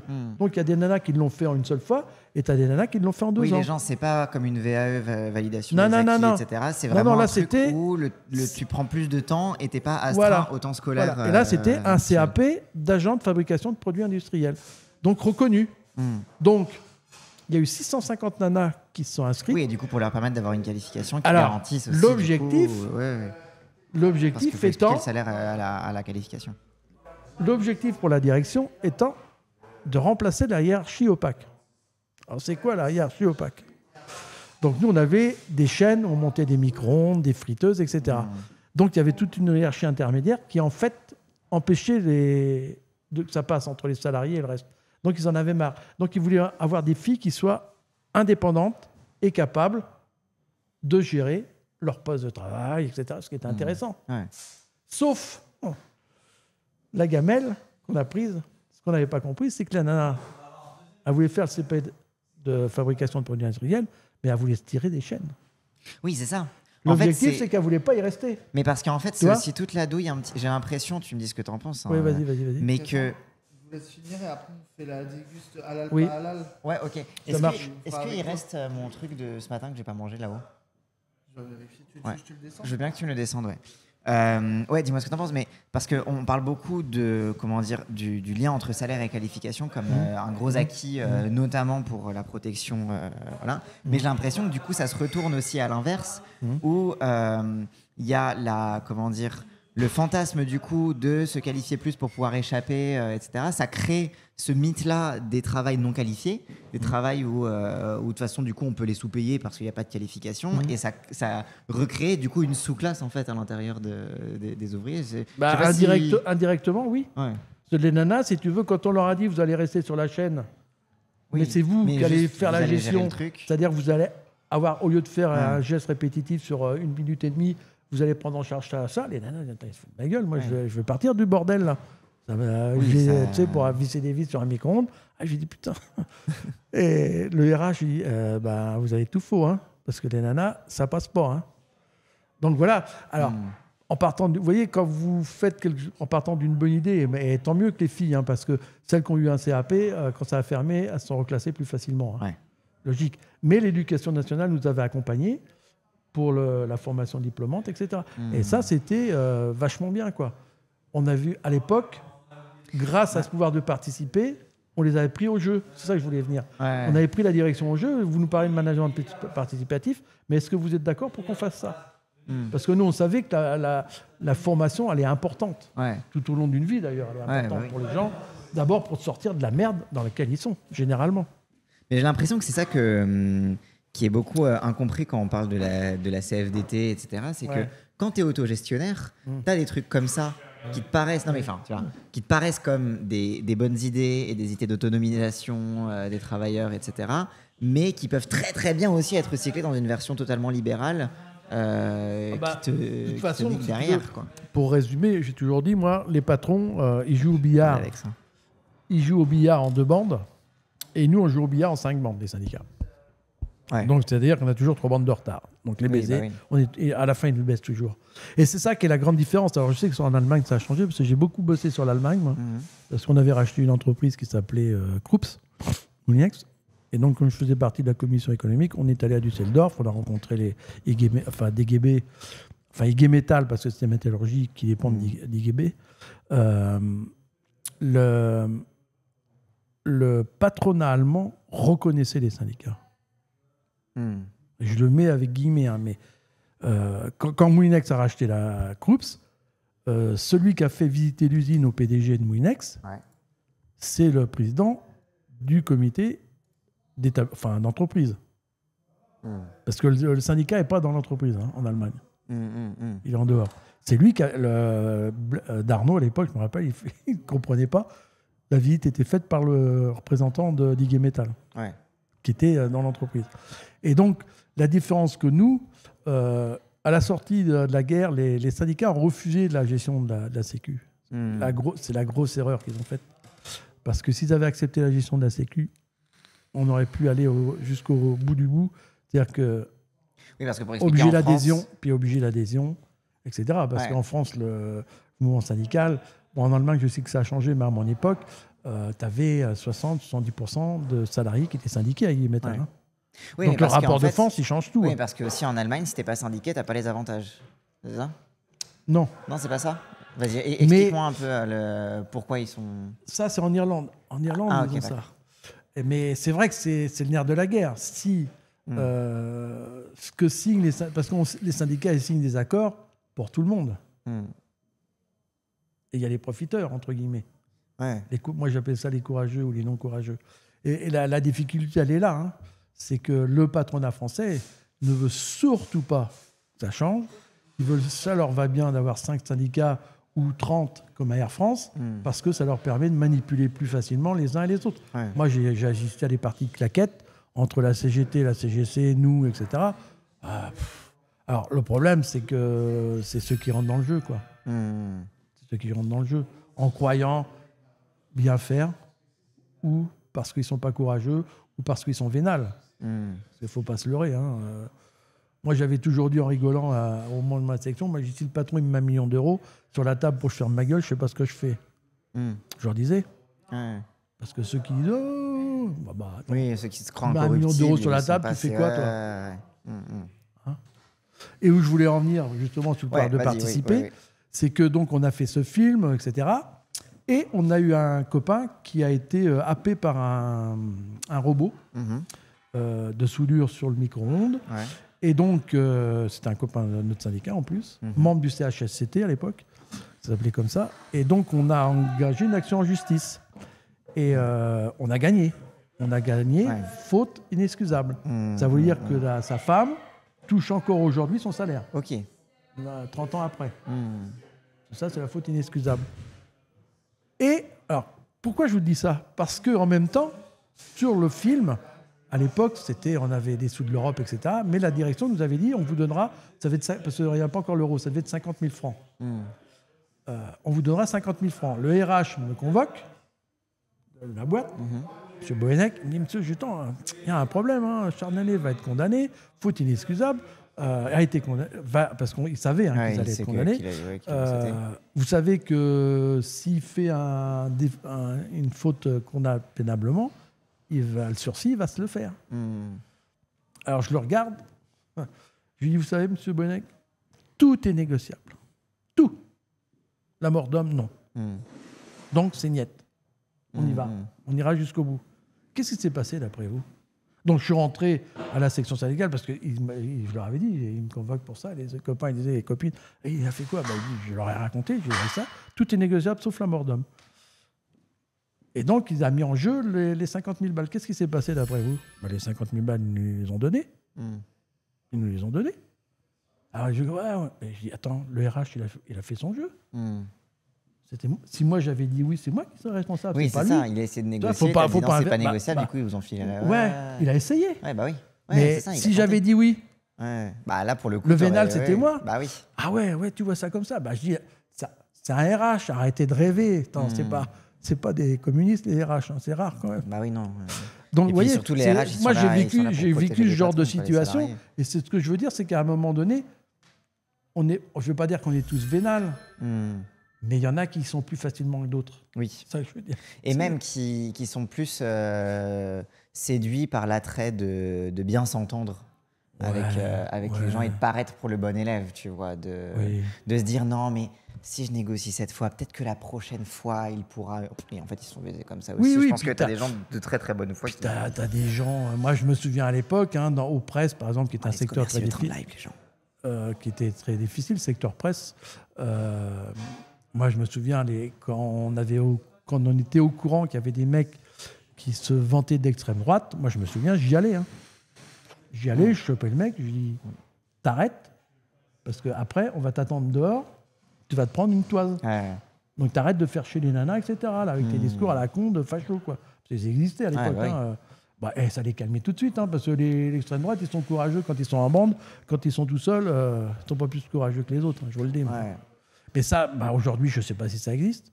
Est-ce que quelque part, la destruction un peu du syndicalisme n'a pas aussi facilité la décomplexion de l'extrême droite aussi de cette façon-là, quoi, qui avait moi, je me souviens, quand j'ai démarré à la CFDT, donc c'était en 71, moi, je me souviens, c'était chaud. Je peux vous dire que ça tapait, dur. J'ai vu comment petit à petit le réformisme a pris le dessus et toujours aujourd'hui, je pense qu'il se plante. À un moment donné, le patronat français n'est pas en situation ou ne veut surtout pas permettre aux salariés d'avoir une vraie représentation et d'être véritablement défendus. Donc voilà quoi.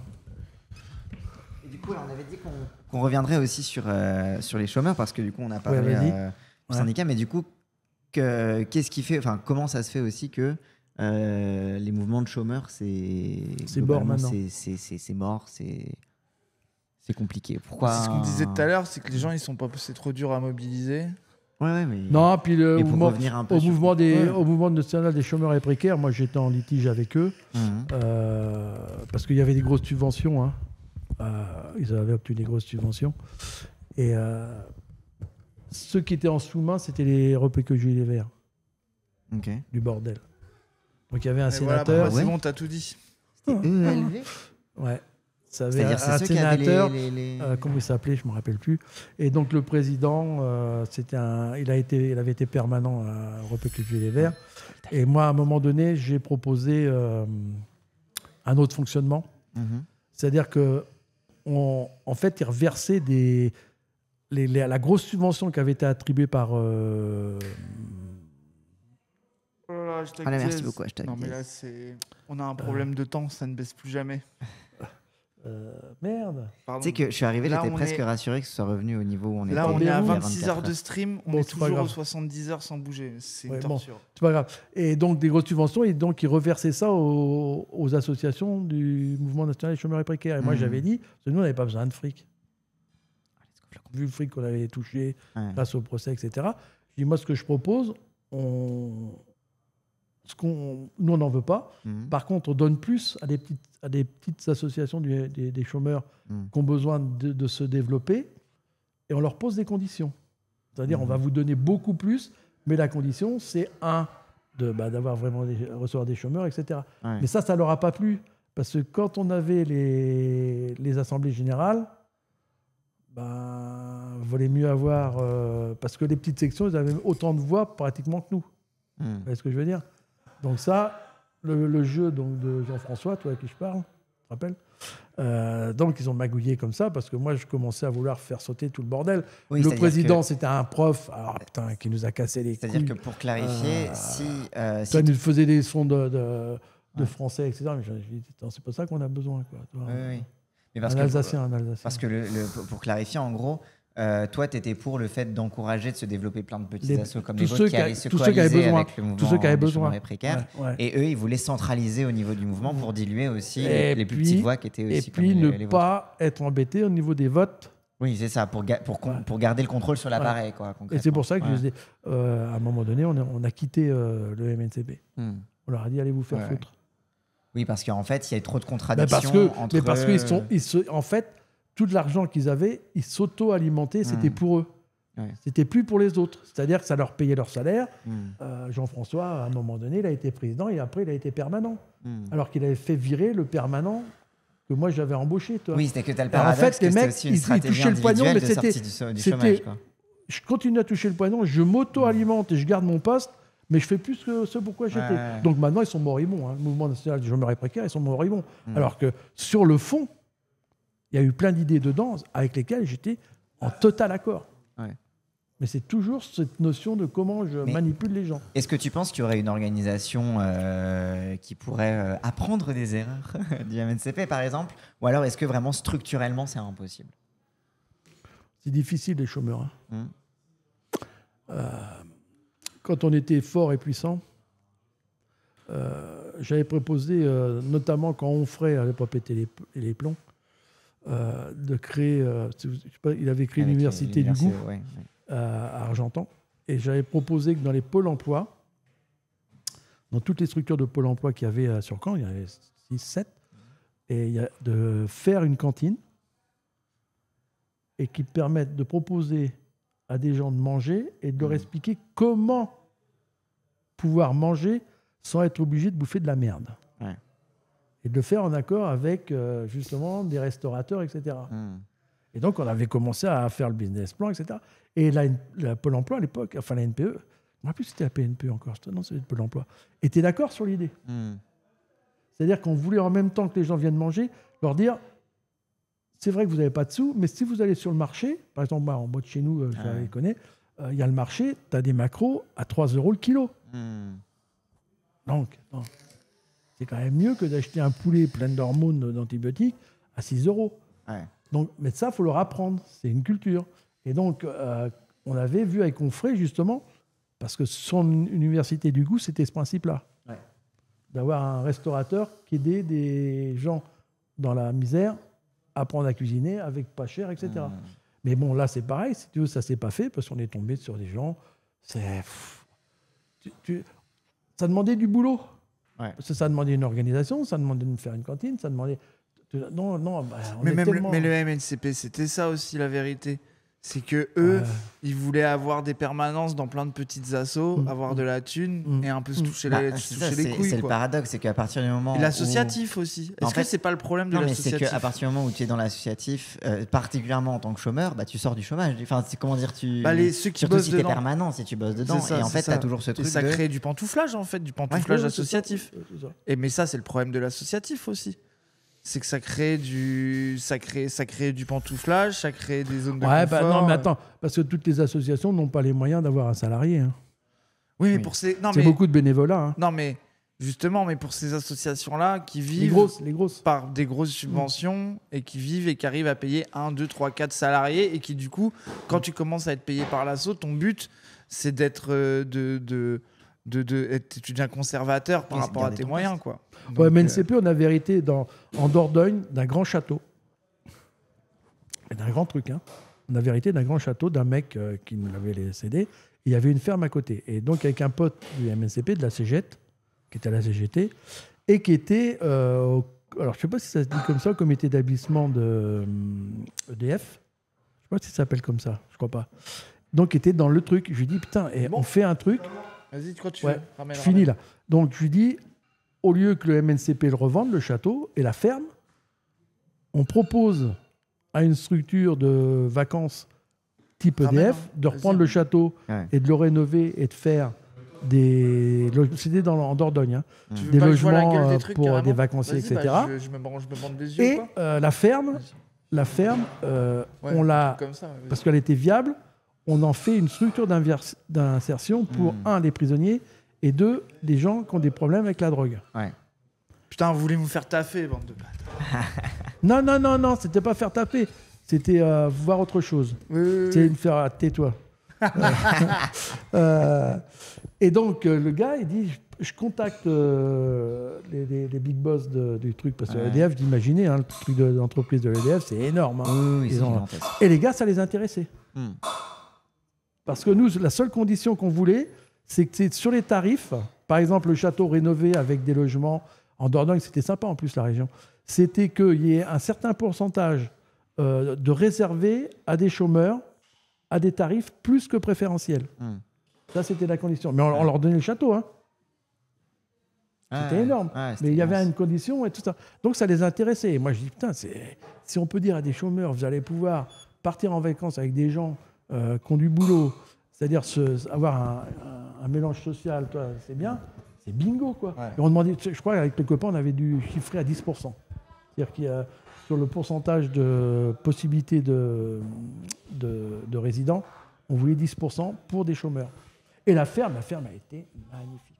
Magnifique. On aurait fait un truc, putain, les mecs qui seraient éclatés, ils auraient pu faire pousser de la bœuf. Vous avez fait rien. Non, je rigole. Donc ça, c'est pareil. Ça leur a pas plu. Ça.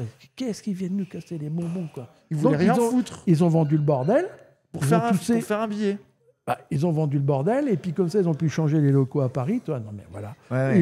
Puis, alors, continuer à subventionner des associations qui continuent à voter pour eux. Je force le trait, hein, mais pas tant que ça. Ouais, c'est triste. Non, oui, c'est triste. Moi, c'est quoi ? Il y avait un truc génial à faire. Hein. Le copain, là, je le vois parce qu'il c'est un navigateur invétéré en Bretagne. Il était venu à Caen, d'ailleurs. Il a bossé sur Caen. Avec son bateau était dans le port de Caen. Et donc voilà, toutes ces choses-là, c'est du gâchis, quoi. C'est du gâchis. Gâchis politique. Et nous, on va pas gâcher la charcuterie qui arrive chat. là. Ah ouais. Ils sont combien là, sur le chat là ? Ils sont 2013. Oh bah c'est bien. Est-ce que j'ai pas été trop chiant ? Mais non, mais ils sont fascinés. Il a eu combien de vies, Jean-Louis ? Moi, je me méfie. 30 000 vies. Hein. Parce que bon, j'ai 72 ans quand même. Je me méfie parce que quand on arrive à cet âge-là, on rabâche.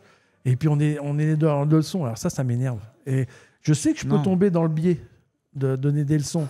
Et je veux surtout pas donner des leçons. Faites ce que vous avez envie. Si vous avez envie de dire merde, dites merde. Et vous laissez pas baiser par le PS, surtout, putain. Vous laissez pas baiser par le PS, c'est des enfoirés. Moi, j'étais 20 ans chez eux. Putain, vous savez que c'est le plus... Ah, putain, qu'est-ce que je peux être con, putain, c'est pas possible. J'ai été con. J'ai pas été con sur tout, mais là, je comprends pas. Je comprends pas comment on peut se faire avoir comme ça. Mais c'est quoi ? C'est que tu voulais encore y croire ou c'était que... Moi, je pense qu'il y avait ça. Et il y a aussi le réseau syndical / politique / machin qui avait hors du parti, il y avait captation. Pas de vie, quoi. Et puis aussi, et moi je pense que t'as été tenu par des gens bien, genre la meuf qui était sympa, tu vois, comment elle s'appelait. Non, mais si tu veux, en 80, j'étais opposant. La députée de Caen, là, elle était sympa, elle, par exemple. Mais elle était sympa, c'est vrai. Vraie militante, même si elle n'a pas osé quitter Laurence Dumont. Laurence Dumont. Mais au final, elle est quand même restée. Elle n'a pas suivi, elle n'a pas pris. Moi, j'étais opposant à Mitterrand. En 80, j'étais opposant. Je représentais Rocard sur la fédération de la Vienne. Parce qu'à l'époque, Rocard n'avait pas encore pété un plomb. Mitterrand ne pouvait pas le voir parce que comme Rocard avait les cuisses propres, en Algérie, il était commis de l'État. Il avait écrit un bouquin sur les tortures. Vous imaginez à bien... l'époque, Rocard, et au PSU, la question de la colonisation et de la guerre d'Algérie est hyper importante. Il avait écrit PSU, c'est les premiers à se mobiliser sur le Vietnam, sur l'Algérie et tout, pour comprendre. Et donc Rocard avait écrit un bouquin sous un autre nom, pas sous son nom, sur les tortures en Algérie. Alors vous imaginez bien, tonton, qui était de l'autre côté, lui, qui était ministre du bordel, les machins, qui avait ministre des colonies, ouais. Donc, quand Rocard est arrivé, exécuté des gens en 78, moi j'étais au PSU, Rocard il a dit putain, si on va pas au PS, on pourra jamais gouverner. Donc, hop, on se tire au PS. Et encore un qui a trahi Rocard. Hein. Bon. Je vais au PS, j'arrive au PS à Châtellerault, je vous assure, ils avaient jamais vu la queue d'un ouvrier. Jamais. T'avais que des profs, des notaires, des médecins. Putain, un ouvrier qui arrive, ils me sont tous tombés dessus. On le veut. Ils voulaient tous le récupérer pour eux. C'est mon ouvrier à moi. Entre les Maurois, les Chevènements et tout ça. Et donc, si vous voulez, et là moi j'étais contre Mitterrand. Mais quand je vois maintenant ce que Mitterrand, c'est un enfoiré, hein, mais ce qu'il a fait, parce que l'abolition de la peine de mort, 8 jours avant l'élection, il a quand même dit qu'il abolirait. Il a fait plein de trucs. C'est un révolutionnaire par rapport à tous les peines cul qu'il y a aujourd'hui. Les Jospin, tous les forts, là, mais forts, là, attends. Moi, je l'ai vu, je vous assure, à Caen, avec Mélenchon. Ah oui, au meeting pendant la législative de la NUPES. La NUPES, au Palais des Congrès, Faure avait les larmes aux yeux. On dirait un peu Et Faure avait les larmes aux yeux parce que c'était la première fois qu'il venait dans une salle pleine où il était applaudi. Ouais. Et quand je vois maintenant où il en est rendu, putain, mais c'est un enfoiré de première, ce mec. C'est quoi qui l'intéresse, c'est d'avoir le pouvoir au sein du PS. Il n'y a plus rien. C'est un crépuscule, c'est une merde, le PS. C'est parce que ça lui est tombé tout cuit dans le bec. Il n'y a plus d'adhérents, il n'y a plus rien. Il s'est dit, là, c'est émouvant, je veux pareil, vas-y, comment je vais. En 80, je vais vous donner un exemple. Là, je suis parti. En 80, avant l'élection de Mitterrand, Châtellerault, Édith Cresson, on colle. Donc les collages, c'était chaud à l'époque. Oui, bah, ça se tapait. On colle, on se fait tabasser par l'extrême droite. L'époque. Parce ils avaient collé, ces cons-là, on avait tout décollé derrière. Ils ont collé la nuit, toi, à 2h du matin, 3h. On avait décollé, on s'était fait tabasser, ils avaient cassé la bagnole. Édith Cresson a dit, j'appelle Gaston. Donc elle appelle Gaston Defferre. Oui, Gaston Defferre, ouais. Marseille. Elle appelle Gaston, il dit, ouais, ça va, je vous envoie des gars. Ah, Gaston, il nous envoyait des gars. Ah putain, on était tranquille. Hein. Je sais pas où il avait été les chercher, mais c'était pas des mecs du PS. Ça, c'est Marseille. Hein. C'était les mecs, ils faisaient tous 1m90 et puis des têtes de premier de la classe. Hein, je vous le dis, vous aviez pas envie de. Eh ben, on a collé tout après, tranquille. Voilà. Edith avait appelé Gaston Defferre, il nous avait envoyé ce qu'il fallait. Je pense que c'était les pires des truands de Marseille qui nous avaient envoyé. On collait sans problème. Hein. Là, voilà, ça, c'était du militantisme. Maintenant, ça n'existe plus. Ils prennent des boîtes pour coller. Ils payent des boîtes pour coller. Non, attends, comment veux-tu qu'ils s'en sortent ? Bon, allez.